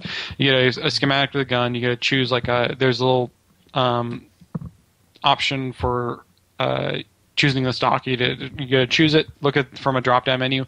As you mouse over it changes the stats of the gun based on what you choose, and it shows you what's going up and what's going down. Mm-hmm. Then there's the scope. You can change the scope out. Different scopes do different things. You can see there's certain scopes where you can actually see people through walls if they're close enough. Right. And they also increase your accuracy, decrease your damage, whatever bullshit. And then you can choose your barrel, and these are all just kind of options above the gun. And the barrel affects whether if it's going to be a shotgun, it's a spray barrel, it's a scatter barrel. If it's going to be a sniper rifle, it's a sniper barrel. If it's going to be an assault rifle, and then it's going to be a standard barrel. Or if it's a rocket launcher, it's a cage barrel, so it's a cage that can hold a rocket. Then you get to choose your ammo type. For a lot of the guns, it's just you get standard between bullets, Tesla, and heals to start with. Being either you're going to do damage with regular bullets, or you're going to be able to heal people, heal allies, or you're going to do like a shock damage to people. And sometimes you can have shock be like an area damage. And it'll show you like as your damage goes up, as it goes down, accuracy goes down. And as you choose these different things or mouse over them, you can see how to make a high DPS gun by just choosing the right. If you just look at them and watch the numbers go, it's really easy to make sure you don't gimp yourself. Then there's also the loader, the ammunition. So you can choose what type of ammunition you're using. Clip, there's a clip. There's slugs. Slugs load in like a shotgun slug. A clip is like an assault rifle. Then there's an extended clip, which is like a machine gun. And each have different, either increased damage, decreased reload time, increased capacity. There's a lot of trade-offs there. There's also a trigger. You can change your trigger from a full automatic to semi-automatic to whatever you want there, and that also changes different stats with fire rate, reload rate, damage you're doing, accuracy, and then I think there's one more. The stock, so it's bullets. Yeah, so there's 6 different components. There's stock, scope, barrel. Bullets, clip, and trigger. But they also, for different guns, you can do things like with the launcher gun, you can change your bullets. So there's a rocket propelled grenade. You can have it's a rocket. It's going to shoot out. When it hits, you can make it stick, bounce, or explode. Then you can have it do a different. You can either do damage, you can heal, you can do Tesla things. Like you can change the type of ammunition as you go through there. For specifically, I think rockets. Like anything else, I think you just choose whether it's gonna. Well, with the pulse rifle, you can tell it to be a bullet and bounce, so you can make a bouncy shotgun. With a rocket grenade or rocket launcher, you can make a grenade launcher, a sticky grenade launcher that can detonate when you decide it when you want it to. So you can customize the bullets to be like, all right, I want this bullet to lob out, so that's a lob type. I want it to stick, so that's another type. And then I want it to sit there until I detonate it, and that's going to be a damage type. This always reminds me of like the weapon creation system. Reminds me of the spell creation system from Two Worlds 2. It's very similar to that, to the Two Worlds 2 type card system. Awesome. I mean, that's awesome. It's a lot of fun. It's free to play. Go fucking try it. I had a lot of fun with it. I'll try it out. Yeah, you're not going to lose anything. Yeah. You'll lose maybe 20 minutes of your life. It's a lot of fun to like create these stupid guns and go try them out. Right, yeah. And there's a lot of people that are not that very good on there right now. So just go and have fun with it and kill a bunch of people. It's for the price of free, it is worth trying it out. Yeah, and there's some entertaining match types. There's a lot of customization you can do, even in just the guns as well as your character. And floppy dicks. Big flop. You can floppy dicks. You can go get a floppy dick, run around, So- talk people. so go I- twerk with a floppy dick. I can run around while killing people naked with a floppy dick. Exactly. Yeah, You can then taunt them. I'm There's a lot sold. of taunts. Is there other taunts that involve the floppy dick? I would love there to be a helicopter taunt. Oh God! And That would be it sings, brilliant. and the song starts playing. You spin me right round, baby, Yeah, right that'd be round, awesome. like a record, baby, right round, round, round. Oh, that'd be You see, great. you go. Yeah. That could be a special power, and like wind like pushes people back. It's a knockback effect. It's a knockback effect. I that'd be like that. amazing. I like that. All All right. right. Make a first-person shooter. All right, Chris Davis, what have you been playing? We haven't gotten to you yet tonight, and it's already late. I haven't been playing a whole lot. I've kind of been working all week. So doing let me shit. guess. Battlefield 4. Yeah, played a little Battlefield 4 today. The sneaky around game that you like. Splinter Cell? Yeah, Splinter Cell. Well, yeah, I actually beat it again yesterday. on How many PC, times is so- that now? That's twice. Okay, that's not horrible. No, it's not. It's just a really fun game. Right. I want to experience 60 frames a second, max, graphics. So Nice. And Are you then gonna eat it? what Huh? else, what else have you Are been you playing? are you gonna put it inside yourself? no, He's no. gonna swallow the game. I mean, to swallow that, I would have to actually eat my hard drive. Yeah, it would be. I really want to do that. So what else have Well, you been playing besides that? USB there- USB drive. You just take a little USB drive. Oh, that's I easy. could- Line up your but- butt. The problem is, I might have some stuff on that USB drive that I don't want inside me. Listen, you can almost piss out a USB drive. They're so small now. Yeah, SD card? that is true. Micro I've SD? seen ones that are about the size of a dime. Yeah. Yeah. So, other than that, played some Payday, obviously. Right. That would be my I other did, guess. I did want to talk a little bit about So that. yeah, so let's get to the Payday update that you said So makes the game. They released harder. a new a weapon pack, the Gauge Weapon Pack 2. And that kind of changes the way the game plays now, because they added light machine guns, which will really help for people to do tank builds and things like that. And they introduced a revamping of their melee system with knives. You can actually do standard swipes with knives, or you can actually hold down the button to charge a more powerful stabbing melee attack. So, and that really helps when you're facing guys that just suddenly run in on you and you can't shoot them. Right. But the thing that really changes how the game plays, they introduced a new special enemy called the Cloaker. Now, the Cloaker, from what I understand, was in Payday 1, but I don't really know how he worked. But in Payday 2, he is this goddamn asshole. It doesn't matter the difficulty you play on. You'll more than likely run into a cloaker. And the idea is that he's kind of a ripoff of, Sam Fisher or Splinter Cell, something like that. But he's very fast and he's melee oriented. Mm-hmm. So what he'll do is he'll run at you like fast, fucking Usain Bolt running at you. And he'll do this flying grapple. Like he'll grab you with his legs, shove his penis like right up against your head, and then flip you on the ground. And when you hit the ground, you're instantly downed. So you have to have somebody come and pick you back up. And that can really fuck you over, especially in some of the maps. And we were playing for example, there's a map, there's a mission called Framing Frame. And the first day of that mission, you have to sneak into this art museum and steal a bunch of paintings. My roommate, my friend, and I, we had gone into the museum. We had successfully snuck by all the security. We had grabbed all the paintings. We were about to run.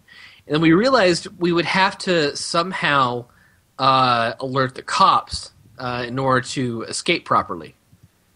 Because we had to get through some security measures, and we were out of one of our tools.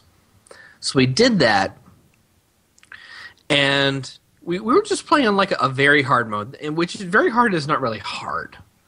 It's tolerable. And so we're leaving the fucking museum. We're doing perfect, and we hear the sound of the cloaker through our headsets, and we're like, oh fuck, where is he going to come from? And I turn around as we're leaving the lobby, and here's this black object that just fucking sprints at me from like 30 yards away, tackles me to the ground. I'm down. Right. I'm warning them, shit, there's a fucking cloaker over here, and I thought he was actually camping me. No, he was actually drawing in my buddy so he could do the exact same thing to him. Interesting. So my buddy went down, and then 2 seconds later, my roommate went down.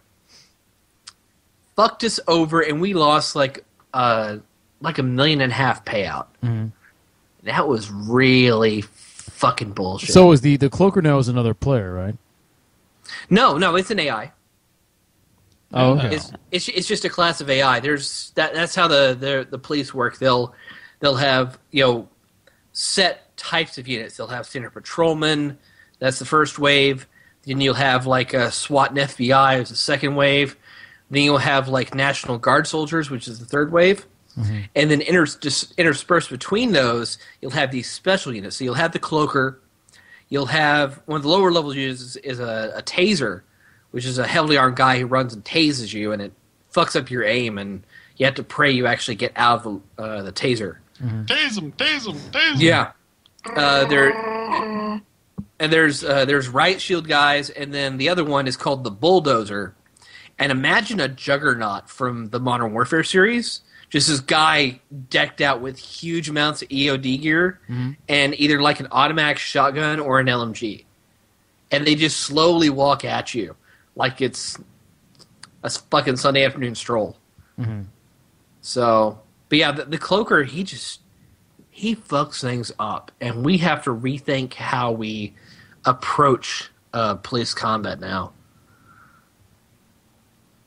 Well, it's good that they're switching it up, because I'm sure people are mastering these levels now, and they needed to add something to throw a wrench into the works, right?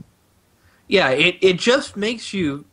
It just puts so much more emphasis in this game on stealth. You really want to fucking stealth these missions now, especially on the higher difficulty levels. Or you're going to be fucked. Right. So, well, I haven't played Payday yet. I will be soon, because it'll be offered free on PSN this month at some point. I think maybe it's right now. Like it. Maybe it's right now. I haven't booted up my PS3 in a while. I should do that and just download all my stuff. But cool. All right. Anything else? Really, that's about it. There have been games I've wanted to play. Mm-hmm. like a jazz punk, for example, but I just haven't been able to find time to get around to it. Jazz punk, which has the vocal stylings of a Mr. Jim Sterling, I think is the word. I think. Yeah, he plays two characters in that game. Oh, okay. So I'm not sure if they're I don't know if they're huge characters, but he's definitely in the game. Yeah, I think this is like his third game that he's in now. Something like that. He's got a very high-pitched British accent, so it fits very well. Some things, just naturally. So. All right. Anything else you guys want to talk about in games you've played, or should we go to news at this time? I tried to play a game. What did you try to play? I'm too terrified to actually try to play it. You tried to play Outlast? No. Oh. The Castle Doctrine. I don't know what that is. I've heard of this. So the Castle Doctrine is a game. Jason Rohrer's latest game. Jason Rohrer is most famously known for The Passage. It's an indie game. He's it's like a one-man development team, pixelated art, and this game is a asynchronous multiplayer infiltration type game. So do you know what the Castle Doctrine is?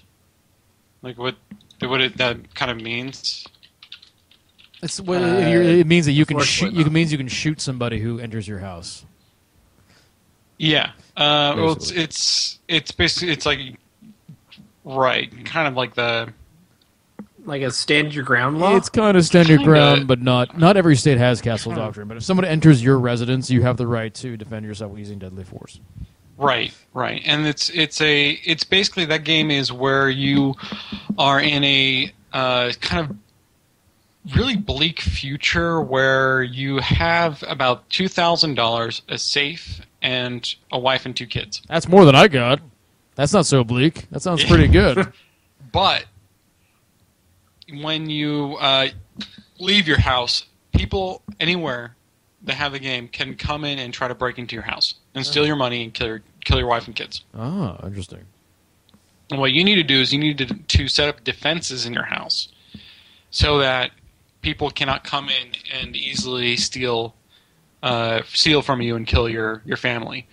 And if they die in your house, you get everything that they brought with them. I see. So there are some tools you can use to bypass certain traps or mechanisms, drill through certain walls. There's a whole kind of logic with wires. You can use wires. You can have powered grating. So you can, if you have a tripwire or like a pressure plate, you can electrify a grating in front of the player, so it blocks off a route, or if they step on it, they die. But there's tools to get around that, like they can pour water over electrified grates, and that'll actually diffuse them because it'll short them out. And you can have like guard dogs, bulldogs, and stuff. If you open a door and there's a bulldog right in front of that fucking door, they're going to come in and eat you. And the major thing with this game is that you only have one life. If you die, you're done. Like, you lose all your money. Your wife and your children are stuck in their house, and you'll never come home. Right. Like, so don't fuck up. Your character is dead in the game. So you can restart as a new person again. $2,000. You have a vault. You have a family and kids. You can move them around on the map. You can create a whole kind of crazy corridor thing, and you can set up your house with traps. But you can actually invade other people's homes. But when you leave to go and invade other people's homes, you have to prove to the game that you can beat your own traps using no tools.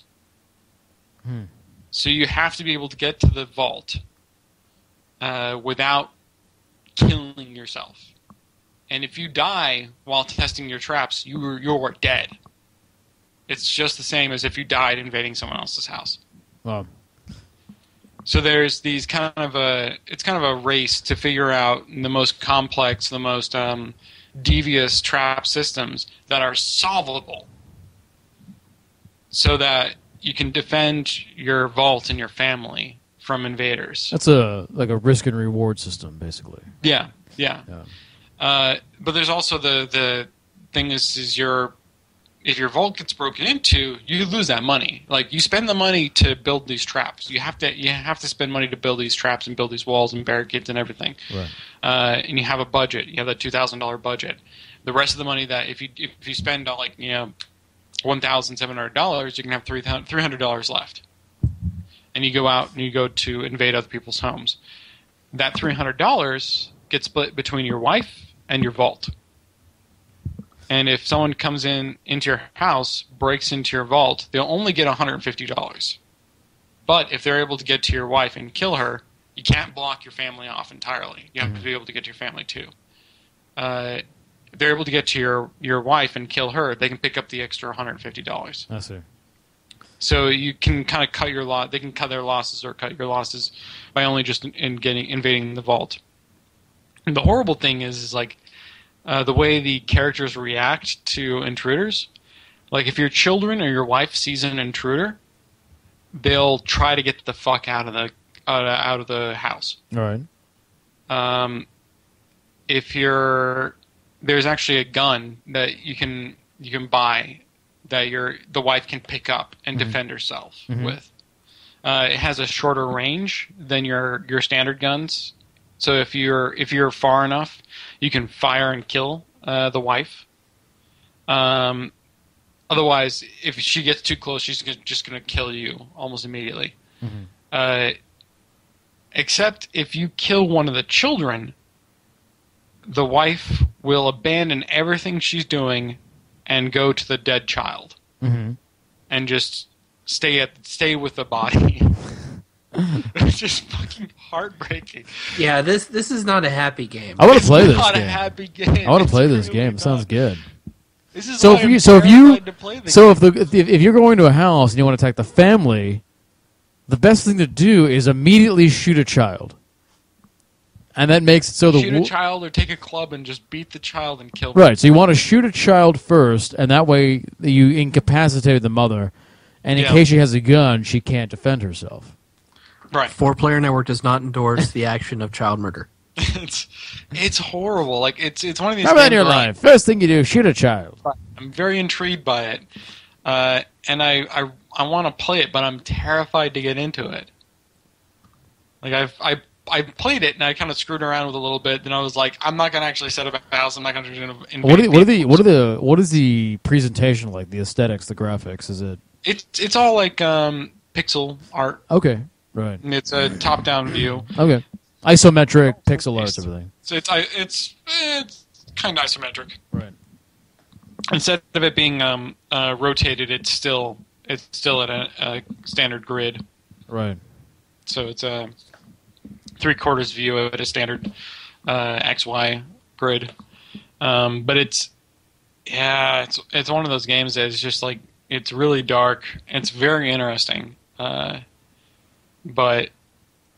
terrifying to get into. And one of the things that Jason Rohrer, the developer, I think it's Jason Rohrer. I hope I'm not getting that wrong.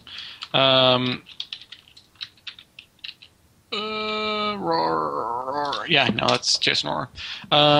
He doesn't want to screw over people who are excited and fans of his game. Mm-hmm. So he decided in the alpha, I'm going to do 50% off. So if you wanted to buy the game early on in the alpha and support him early on, you could get it for half price. If you wanted to pre-order for like the first week it came out, it was 25% off. Oh wow! And then from here on out, it's 100%. Like it's just at the retail price. It's never going to drop again. That way, the way his idea behind it was, the early adopters and the big fans of it wouldn't be screwed over by later sales. Like right. They wouldn't be basically punished for buying it early. Right. Yeah, that makes sense. it's just going to stay at a constant price from here on, which he's been very open about. He's been posting sales numbers on both on Steam and through, I think he uses another third-party service. Might be through the Humble Bundle, but I think it's also no, it's not the Humble Bundle. It's another service. But he's been posting like the number of sales, the amount of money he's been getting through it, and how that's been affecting like the different dates and everything. He has charts and everything for this, so you can see like this is when the game opened up on Steam, this is when alpha pre-orders are on, this is when a certain article came out talking about the game.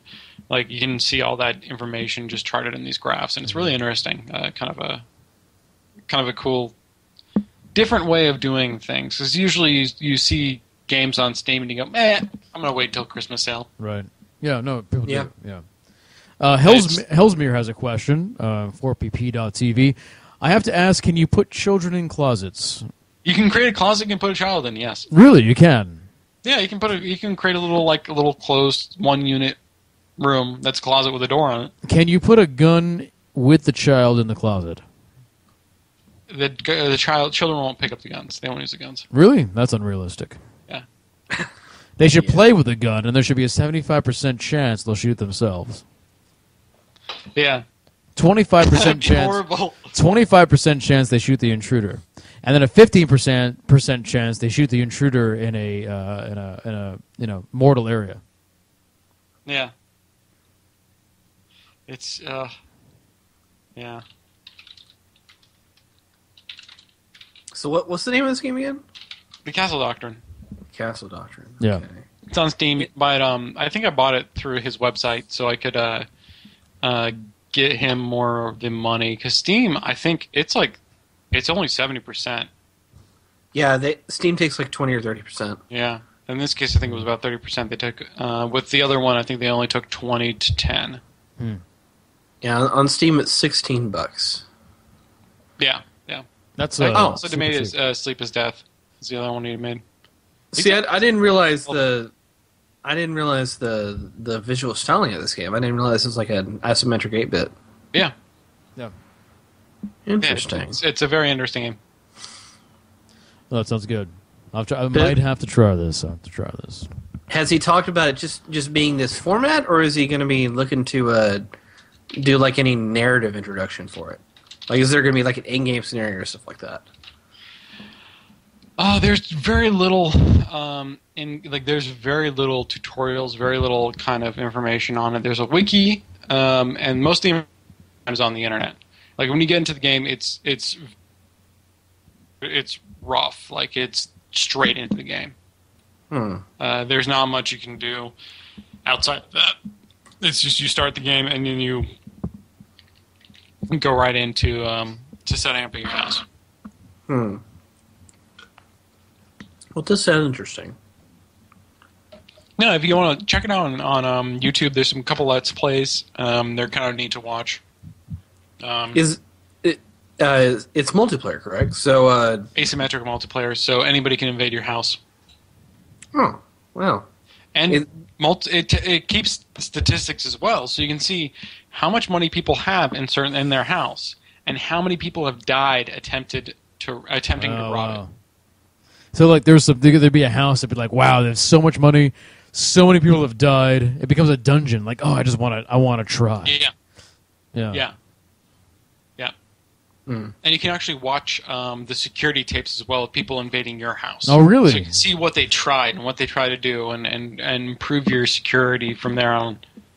Oh, that's awesome! It's a fucking intriguing game. It's a really cool idea, and it's terrifying. I really want to try to get into it, but it's one of those things that's kind of an impenetrable wall where you have to do a lot more research. It's like a Dwarf Fortress. Right, yeah.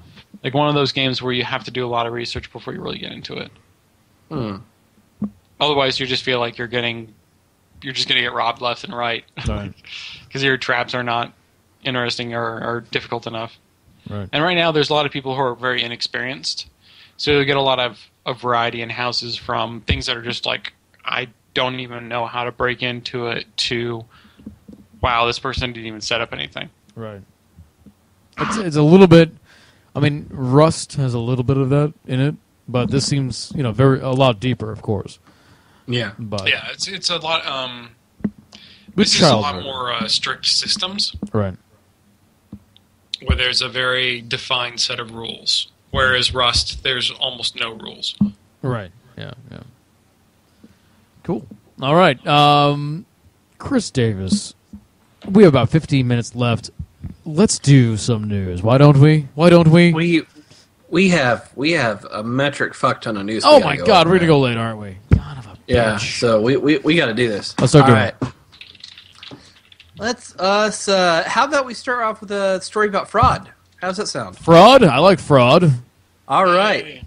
Famous Japanese musician, Mamoru Samaguchi.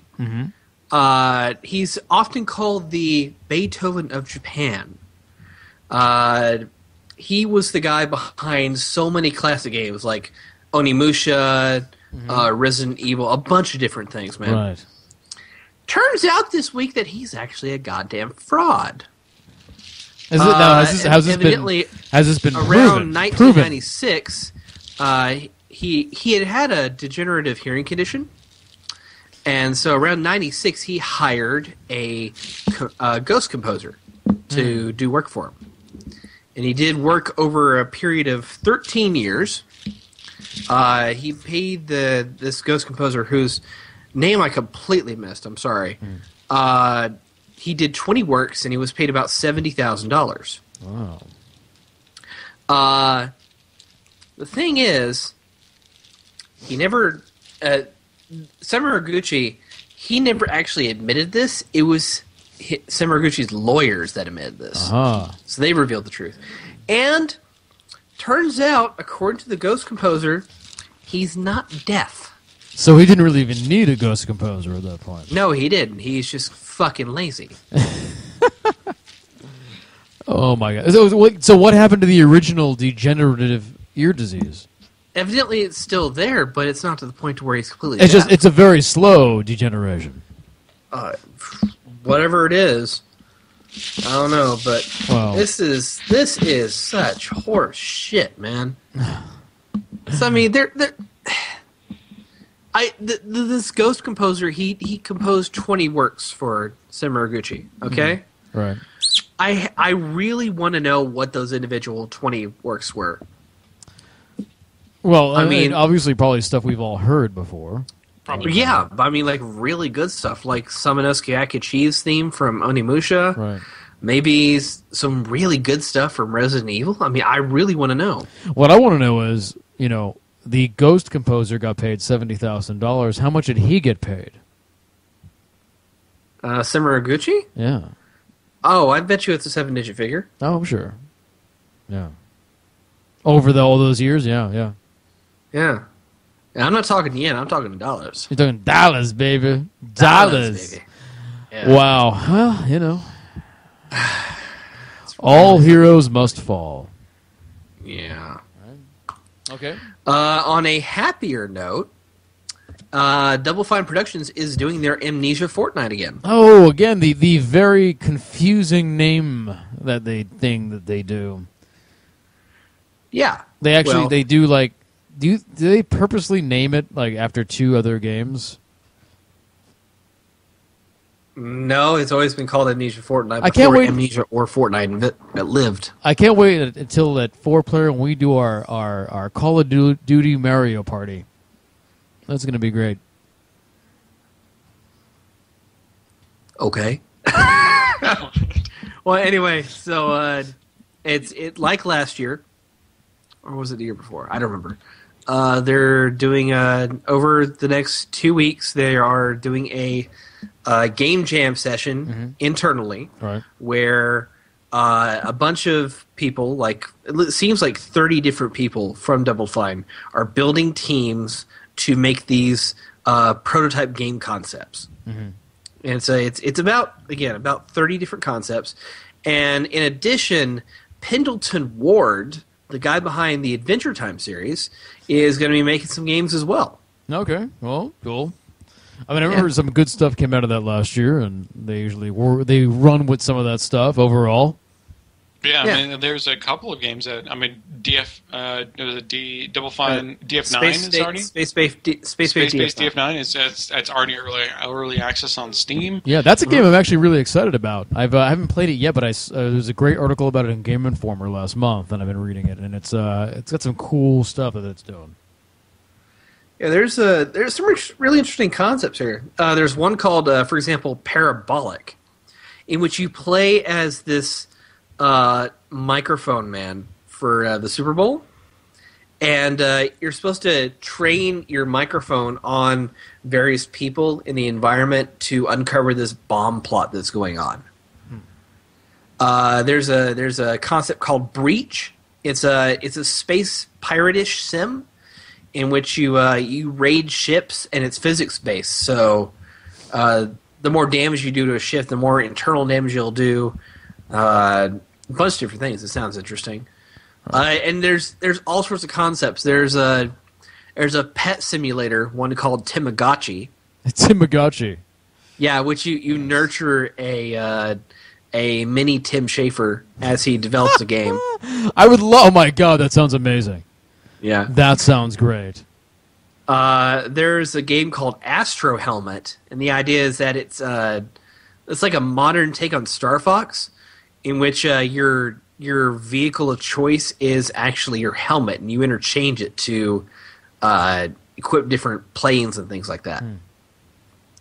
You've got Mega Rad Karate Troopers, which is, it's Power Rangers. It is basically like a logistic style Power Rangers, right? In which you recruit Power Rangers, and then you destroy monsters, and from those monsters you can build vehicles, and then you can take those vehicles, destroy bigger monsters, destroy those bigger monsters to make even more larger vehicles, which can morph into one giant robot. You can take on these giant monsters. Okay. So that actually might be kind of fun. Sure. There's one called Gone Astray, in which you play as a cat that's escaped the house and you're exploring the outside world for the first time. I like that. Yeah. There's a game called Derelict, in which Derelict. What? Never mind.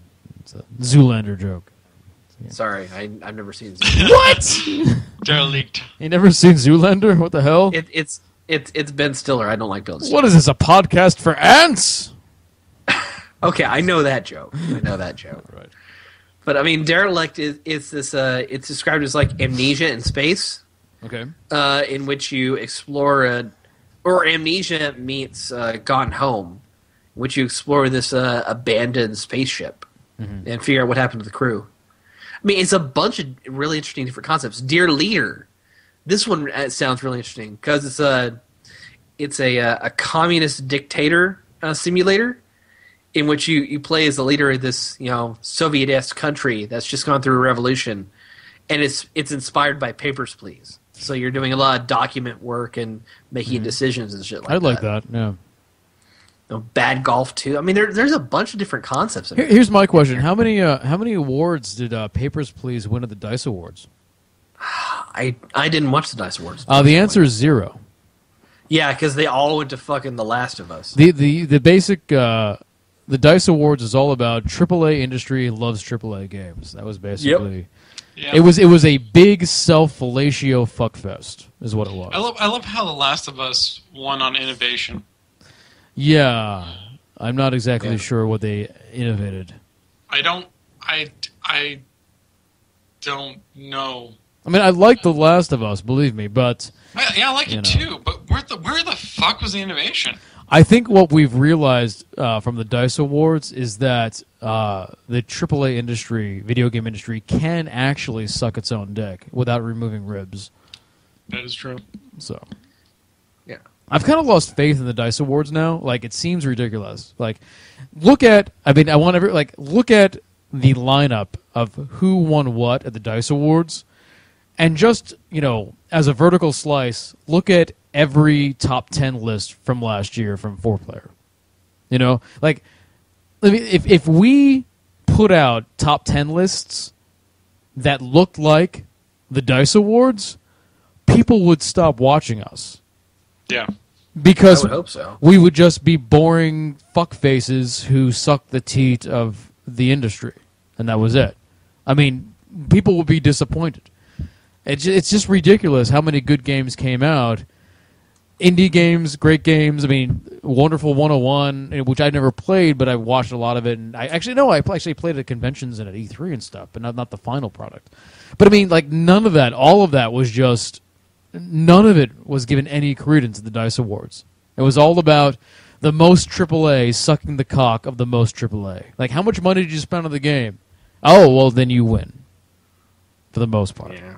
You know, it was really disappointing. It was really Did DICE disappointing. Rewards really mean anything, though? No, it doesn't. It's AAA developers making themselves feel good. Yeah. So, all right, moving. Okay, so in each fortnight, you can go to the humblebundle.com/doublefine to pledge to support some of these projects. They'll pick 3 projects, and they will make them into prototypes, and then hopefully eventually they'll become like full-on games. Yeah, which I think it's great. I mean, I think it's a studio that allows their employees just to sort of, play and have fun with ideas, and that becomes real games is fantastic. I mean, I think Bethesda even did that when they did their little like mod game jam within the studio, and a lot of that stuff turned into DLC eventually. Yeah. For Bethesda, and I think more studios should do stuff like that. Yeah. All right. Next up, let's. We were just talking about AAA circle jerks. How about we talk about Call of Duty? The fact that the newest update has fucked with the Well, that is true. There's been a new update on the Xbox One, which has actually severely affected the game's frame rate and draw distance. But wait a second. I read that article too, and by severely affected, I read that if you stand in a corner and you can see the whole level, you drop from 60 to 46 frames per second. Yeah. That's not bad. No. Honestly, there's in Battlefield 4, you dropped to 30 a lot. On the PS4. Yeah. So 30 frames ain't that bad. But it also, there's evidently been some texture problems that will drop it even further. Okay. There's been some reports of it dropping as low as 20. That's ridiculous. That is bonkers. I mean, I've said it over and over again. The frame rate drops in Battlefield 4 on the PS4 is inexcusable, considering. I mean, it's just bad optimization, and further proof that game has been rushed out. But we've beaten that dead horse. Yeah. We've beaten that horse so much. It's like beating the Denver Broncos in the Super Bowl. See, that's a sports joke I made because I watch the Super Bowl, so I can make sports jokes now. Yeah. Well, a dead horse might have been done better than the fucking Broncos. They did so bad, dude. What? Like Manning, is he supposed to be good? Because he looked like he looked like he had Alzheimer's through that entire fucking game.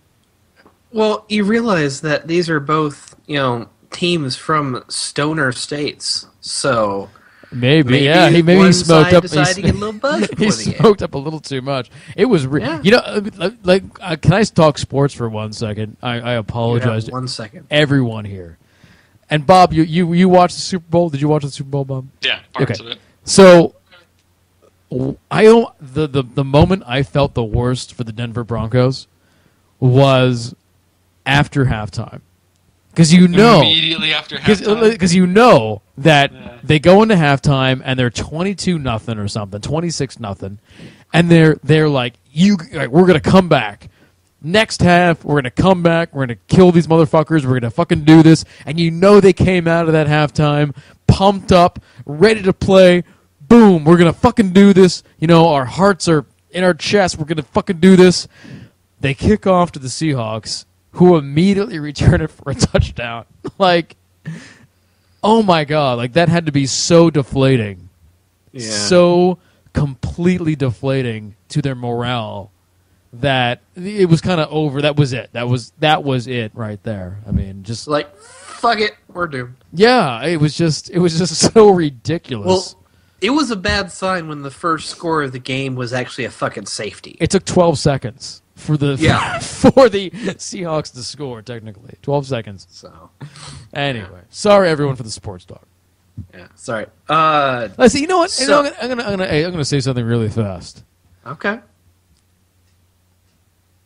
I know really on Facebook, I kind of been making fun of sports and football and stuff, and I said before earlier in the show that I kind of enjoyed the Super Bowl, and next season they call it, from what I hear, is that I might actually start paying attention to football a little bit. You know, getting into it a little bit, going to some games or watching it at the bar or something. Nothing's wrong with that. Here's my problem, and now I'm coming from this, and I'm looking back on it now, and I think in like video games and in alternative cultures like art and music and stuff, there's this whole thing about like, oh, we're supposed to hate sports, and we're supposed to hate sports culture and all this kind of stuff like that, you know. And I think that's kind of bullshit. And I've come to the realization recently that's bullshit. It's bullshit that there's an expectation that if you are a musician or an artist or a gamer, or like, you know, whatever, if you call yourself a goth or an industrial or a hippie or whatever else, like you are supposed to by law hate sports. I think that's kind of dumb, and I used to be in that space, and I'm kind of coming out of that space now a little bit, because, like, fuck you, like, Hunter S. Thompson, who is, you know, one of my heroes, loved football. He was a huge fucking football fan. George Carlin, who every artist and, you know, musician friend of mine loves, was a giant baseball fan. I mean, you like, there doesn't need to be a separation, and I think the expectation that you are this so you cannot be this is just, it's fucking bullshit. And I think a lot of people fall into that, and I've fallen into that in the past, and I'm just sort of coming out of that and realizing how dumb that was.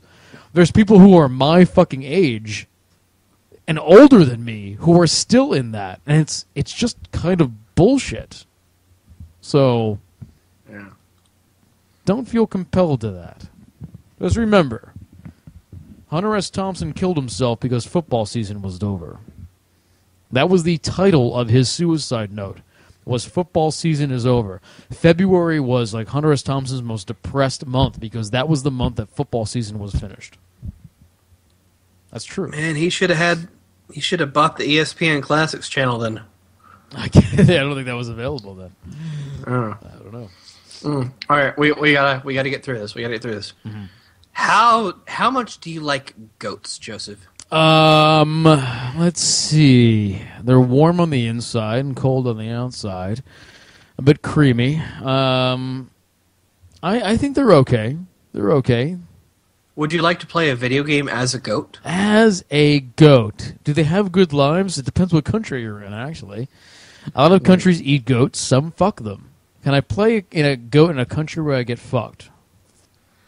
I don't know. But what I can tell you is that Swedish game developer Coffee Stain Studios recently were at the Global Game Jam 2014, and they created Goat Simulator. Goat Simulator. Here, actually, I need to interject really fast. Mm-hmm. Quality Beats.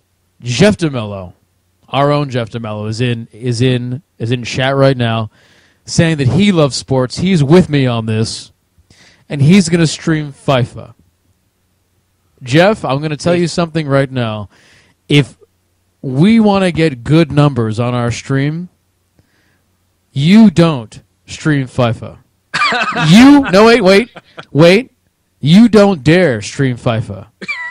You get your girlfriend to stream FIFA. There you go. That'll get us some numbers. You get Danielle is her name, maybe? I'm guessing. Jeff has never said Danielle in my presence. I'm guessing her name is Danielle. I'm not just. What's that other good? What's the black one he's dating? What's that one? I'm just saying you get your girlfriend to stream FIFA, and we'll get some viewers. Is it FIFA? What is it? FIFA? FIFA? FIFA. What? Is it FIFA? FIFA. What the fuck? How do you say this? See, I don't know this sports stuff. I thought it was FIFA. It's FIFA. It's FIFA. Jesus fucking Christ. Okay. All right, FIFA. I got it. Thank you, everybody. Everyone's yelling at me in chat because I got it wrong. So they created this goat simulator, and they really didn't think that much of it. It's really simple, like alpha they built, but it's hilarious to watch if you look up some of the gameplay. And it's become so popular over the past week that they're actually thinking of turning it into like a full-fledged game. So what happens in Goat Simulator? Well, let me link it in chat real quick. Basically, you are a goat, and you do goat things. What is it? But a goat eats grass and tries not to die. That's all it is. It also gets run over by cars, Okay. goes running through the air, and butts things with its horn, causing them to go flying. Oh, okay. Oh, so Quality Beats Jeff. He says, "Oh, I got it ready." He goes, "Her name's Diana." So it's Diana is what it is. Ah, okay. But yeah, you should. Everybody in chat should take a look at this game because it actually looks very fun. Mm-hmm. So Okay, well, anyway, I'll try it hopefully out. that actually becomes a product. I'll try it out. Moving on, Amazon made a surprising purchase this week. They bought Double Helix. Amazon is basically buying everything. Well, it's been rumored for a long time, and we may be seeing something from them this year that they actually want to create a Android-based gaming console. Oh, that's such a bad And- idea. That's Oh such yeah. that's such a bad idea. That's such. It might be, yeah. Oh my god, I can't think of a worse idea. I'll tell you what's the worst idea. Ouya 3.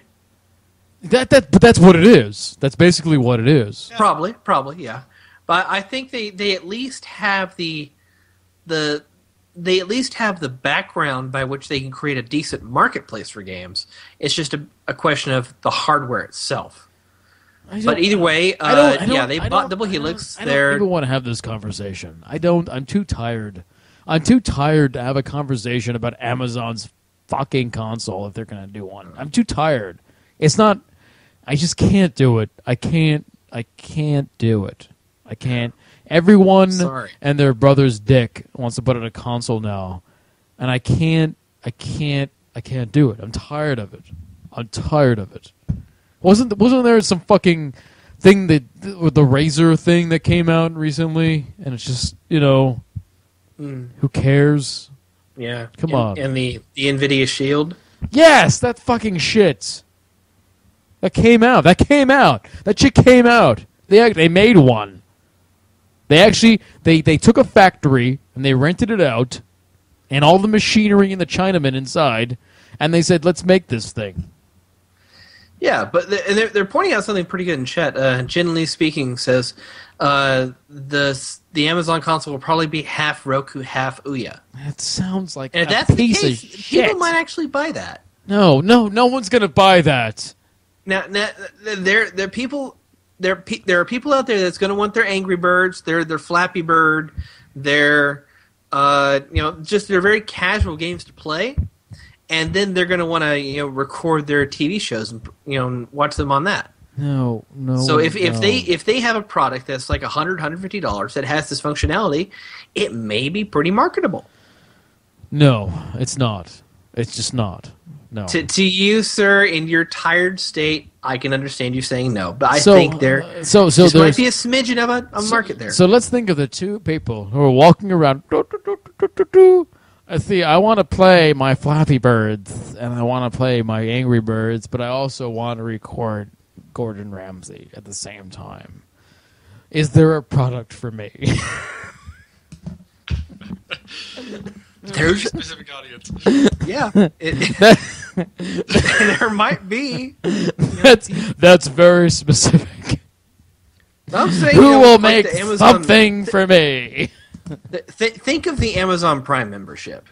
Okay? You know how it has that Amazon Instant Video where you can watch thousands of, fucking TV shows and movies, all right? Right. Kind of like Netflix.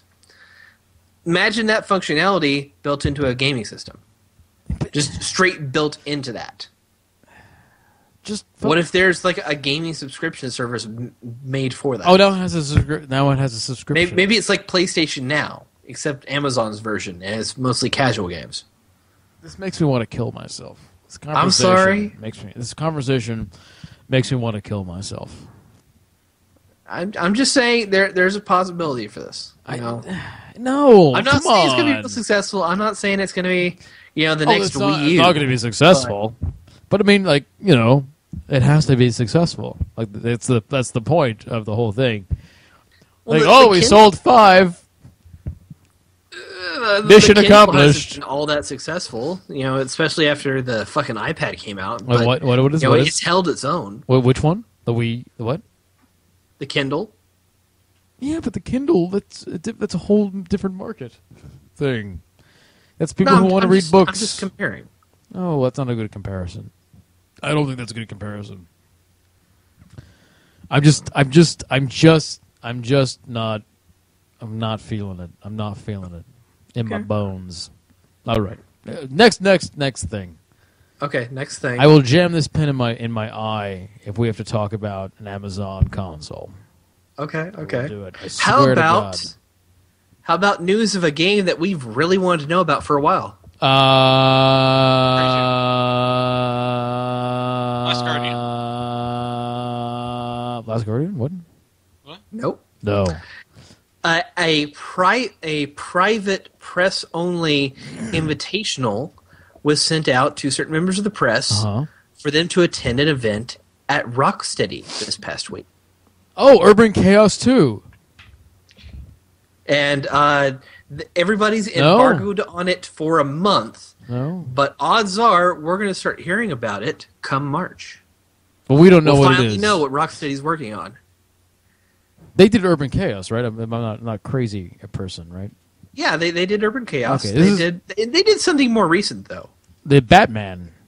Yeah, those Batman games. They did the Batman games. I want, you know what? Fuck Batman. I want a new Urban Chaos. I want Urban Chaos 2.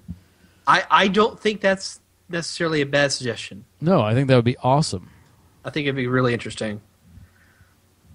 Let's see. Rust was updated this week. Yes, it was. They took out zombies. They took out zombies. They took out the zombies. So what they did, they've taken the zombies out of the game. They've replaced them with a little bit more hostile wildlife. Yes. Basically red bears and wolves. Right. And they've upgraded the wildlife so they actually react to gunshots.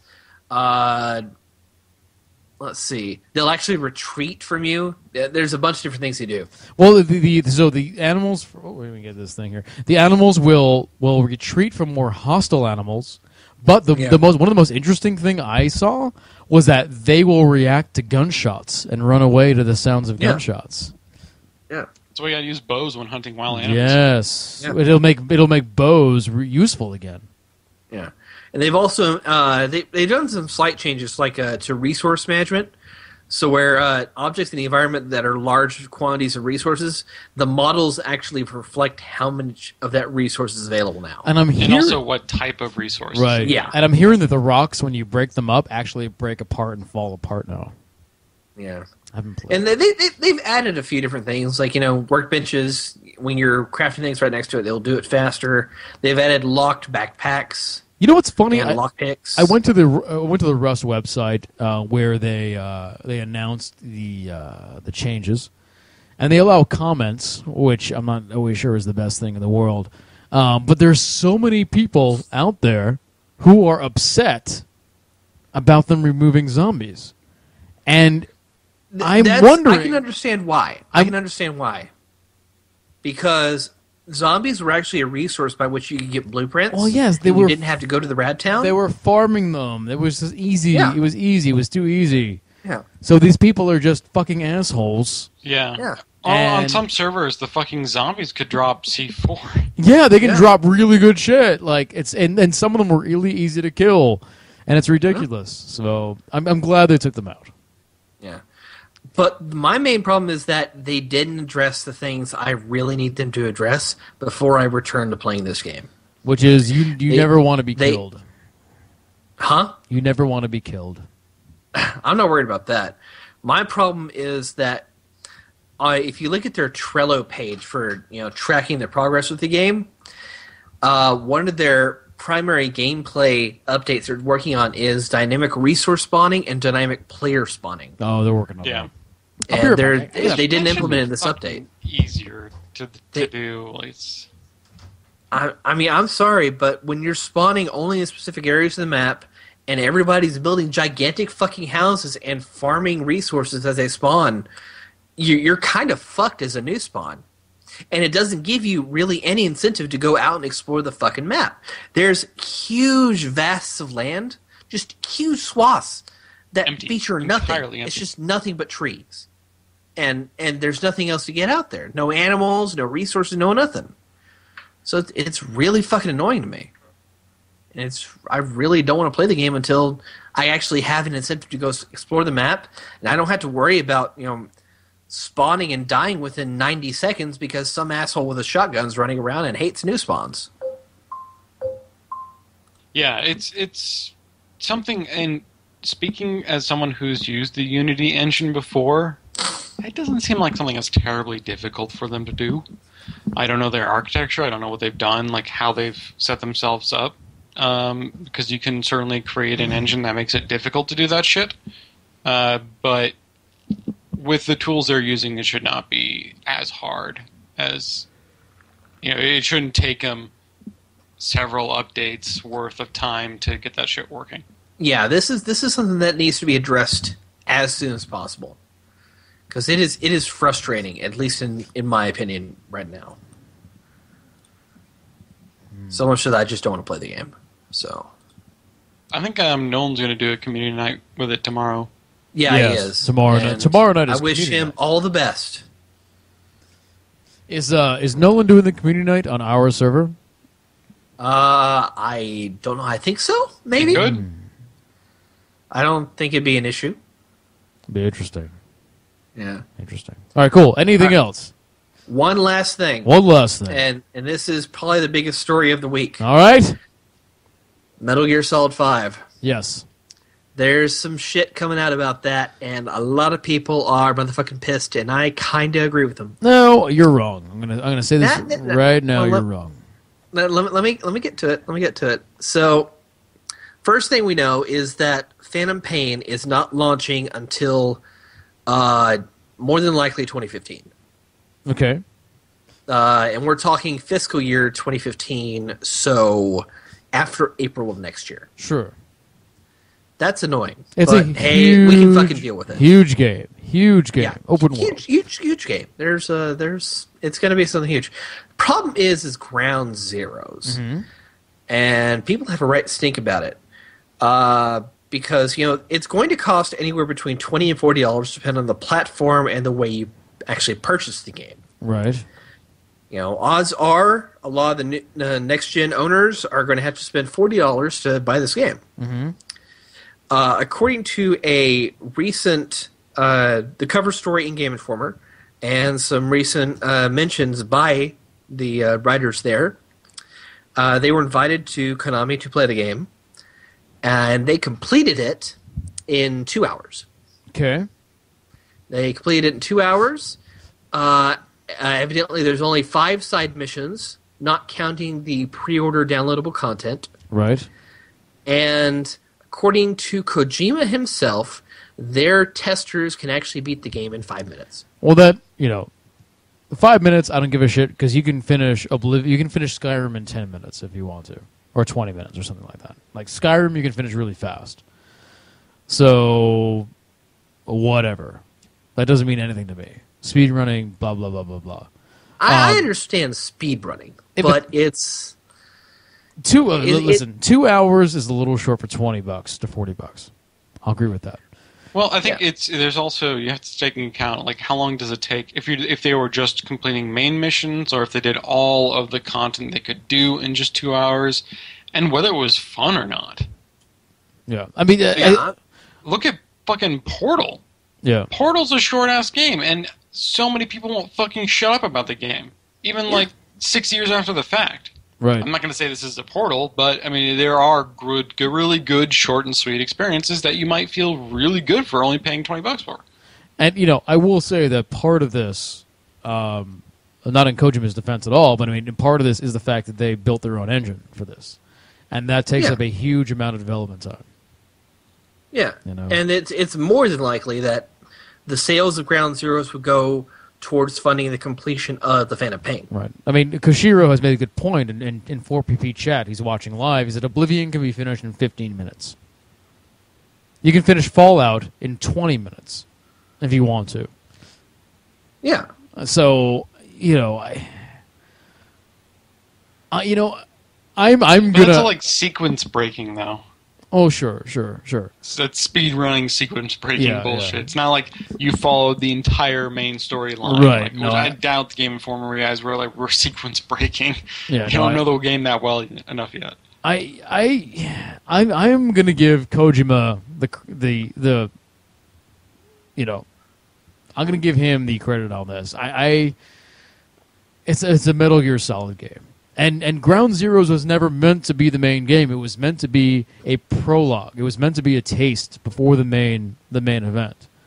I can understand that. And I think that my total play time playing through all the missions without perfectionist runs, things like that, I think it'll be 4 or 5 hours for me. Mm-hmm. I can tolerate that, but I don't really like the $40 price point that comes with that. Mm-hmm. My main concern, and this is one I guess very few people besides me have, is I'm worried about the Phantom Pain. So wait a second. MGS2 Master is saying that they finished it in 2 hours because they skipped the cutscenes. Yeah, half of Metal Gear is cutscenes. Half of Metal Gear is the fucking cutscenes. So if you skip the cutscenes, I'm sure Metal Gear Solid 4 is probably a whole fucking lot shorter.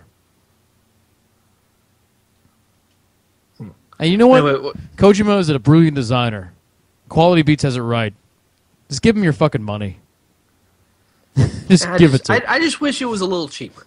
That's my only complaint. My only really concern is, again, with the Phantom Pain, because I have a very big fear that come the release of the Phantom Pain, Ground Zeroes is going to be irrelevant, because I get the distinct feeling that content is going to be included in the Phantom Pain. Mm-hmm.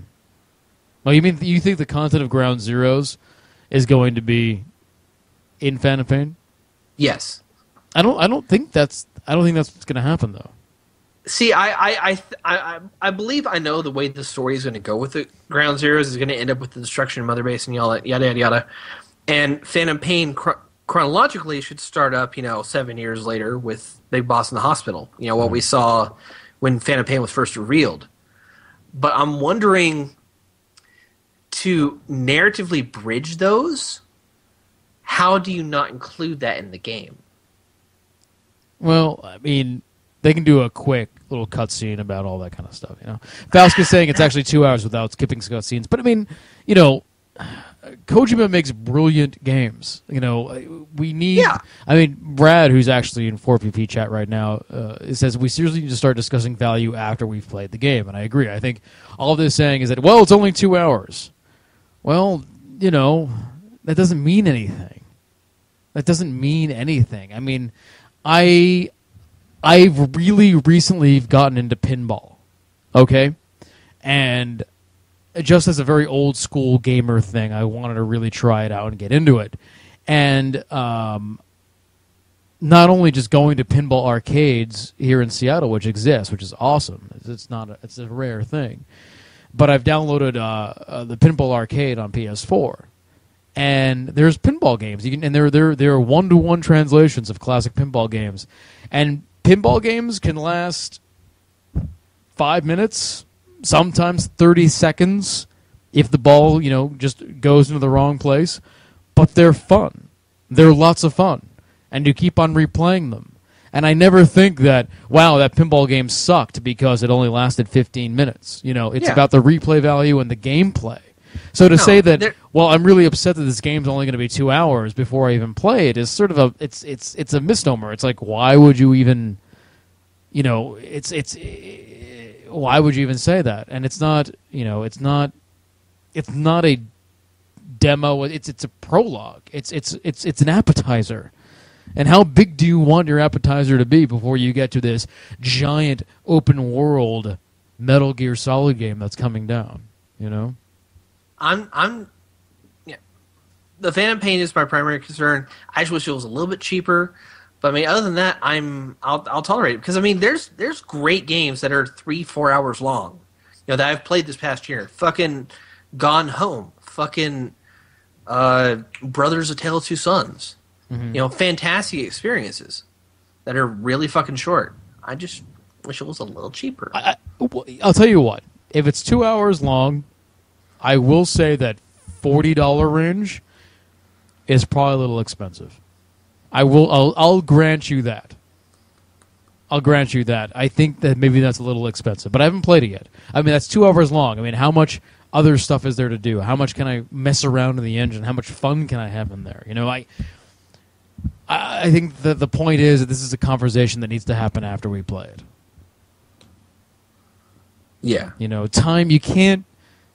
I think there's too much emphasis on value on time. And that's not always what it's about. So it's the quality they're in. It's the quality they're in. And so I can think of some games that are really, really long that I would never want to fucking play. No, yeah. So we'll see. Let's have this conversation when it comes out. And the naysayers might be right, but we'll see. We will see. Brad is saying he played 10 hours of the demo of Just Cause 2. Yeah, exactly. Oh, I can't tell you how many times I played the demo for Metal Gear Solid 2. Oh, yeah. So, there you go. In fact, years after the game had come out, on like a really stormy night, I would play the demo for Metal Gear Solid 2. Right. Just to experience it again. Yeah. So, let's wait on that. Let's wait on this. Yeah. Anything else? That was it? Was that it? That's it. There were a few other pieces of news about Metal Gear Solid 5: The Phantom Pain, but I think we can push that till next week. All right, let's put. Bob wants to go. Bob seems like he's itching. Yeah, well, I got stuff I need to do before I go to bed. All right, so let's do our final thoughts, our cocktail time chasers, our final thoughts of the week. I'll go first. I am tired. I've been tired all night. Had a horrible, horrible work week. But I'm glad to be over it. Monday's going to be kind of tough, but after that's going to be kind of open. But I'm excited because I have all these great games to play on the PlayStation Network. I have Outlast for free, and I'm going to boot up my PS3. I'm going to play some fucking Payday 2 for fucking free. I'm going to experience everything that Chris Davis has been talking about for the past 2, 3, 4 weeks. So we'll see. So I'm looking forward. I'm looking forward to that. I have to work all this weekend as well, but on good stuff I enjoy, stuff for next gen pants. So I'm looking forward to that. That's my final thoughts of the week. Chris Davis, how about you? You forgot Metro Last Light there, but I'll let you have a pass on that. All right. Okay. I have two final thoughts for you real quick. Number one, I have finally composed our top 10 4-player highlight survey. It is available now. If you just click the link in chat right there, you will be able to go take it. There's over 100 clips for you to take a look at. Vote. You may win a free Steam or a PSN game. The other is that community boy Matthew has started putting up our old Cocktail Time episodes on YouTube again. We're there. We're on YouTube again. Yeah, we're going on YouTube again. Last week's episode should be available soon. The previous week's of it is already available. So tune in, watch those. Let us know that you like them, that you want us to continue to make them, so we can actually do so. So anyway, that's my final thought. Awesome. Mr. Bob Webb. Yes. So I'm slowly easing into this whole indie development kind of mojo, and actually trying to keep myself motivated working throughout the day and not, playing free-to-play games on Steam. And it's been kind of a crazy month for games, really, especially like really weird experimental games. like trying new things, whether free-to-play models or just the early access and whatnot, be it Rust or with Loadout, and just Octodad released this last week too. Was that this last week? Yeah, that was this last week. It's hilarious. It's a really weird time for video games. I'm just kind of looking forward to the next couple of weeks when I actually get more time to play things that are not just shit that's been sitting in my backlog, because I have way too much of that. Yeah. And just actually start enjoying the new stuff that's coming in. Good stuff. All right. Well, thanks everybody for coming out and watching us live here at 4-Player Network. This has been Cocktail Time. Thank you all. I am Joseph Christ at the Joseph Christ on Twitter. Thank you, Bob. Thank you, Chris, for coming out. Stick around because somebody will be going on live here after we're done. And come back next Friday. We'll be back 8 p.m. Pacific Time. And I will see you all next week. Have a great, great, wonderful week, everybody.